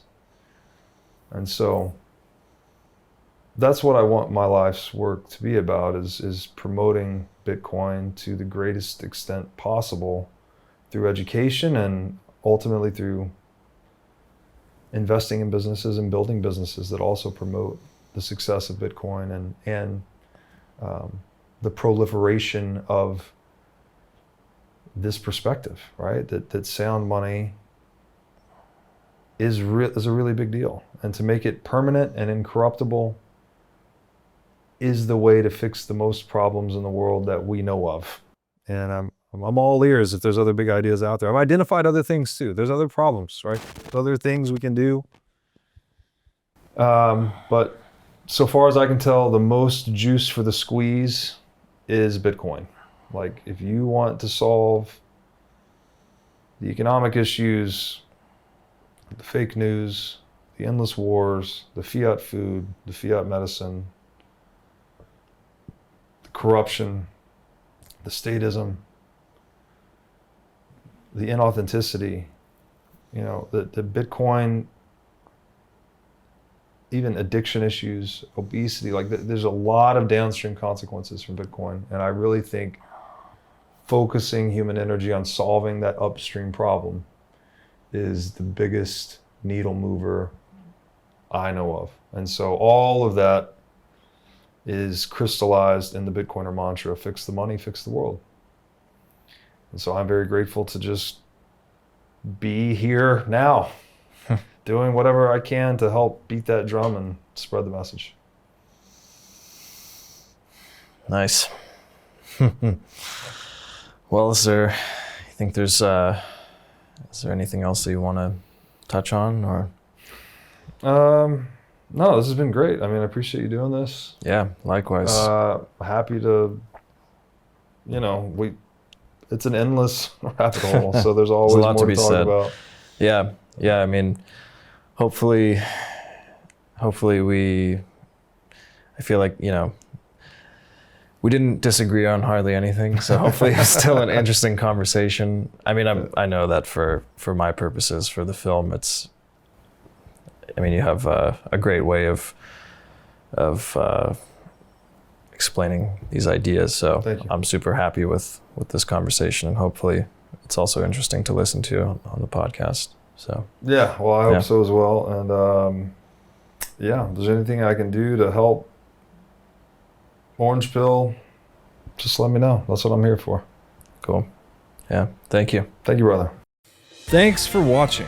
If you enjoyed this episode, click here to find more just like it, and here to find our most recent episode.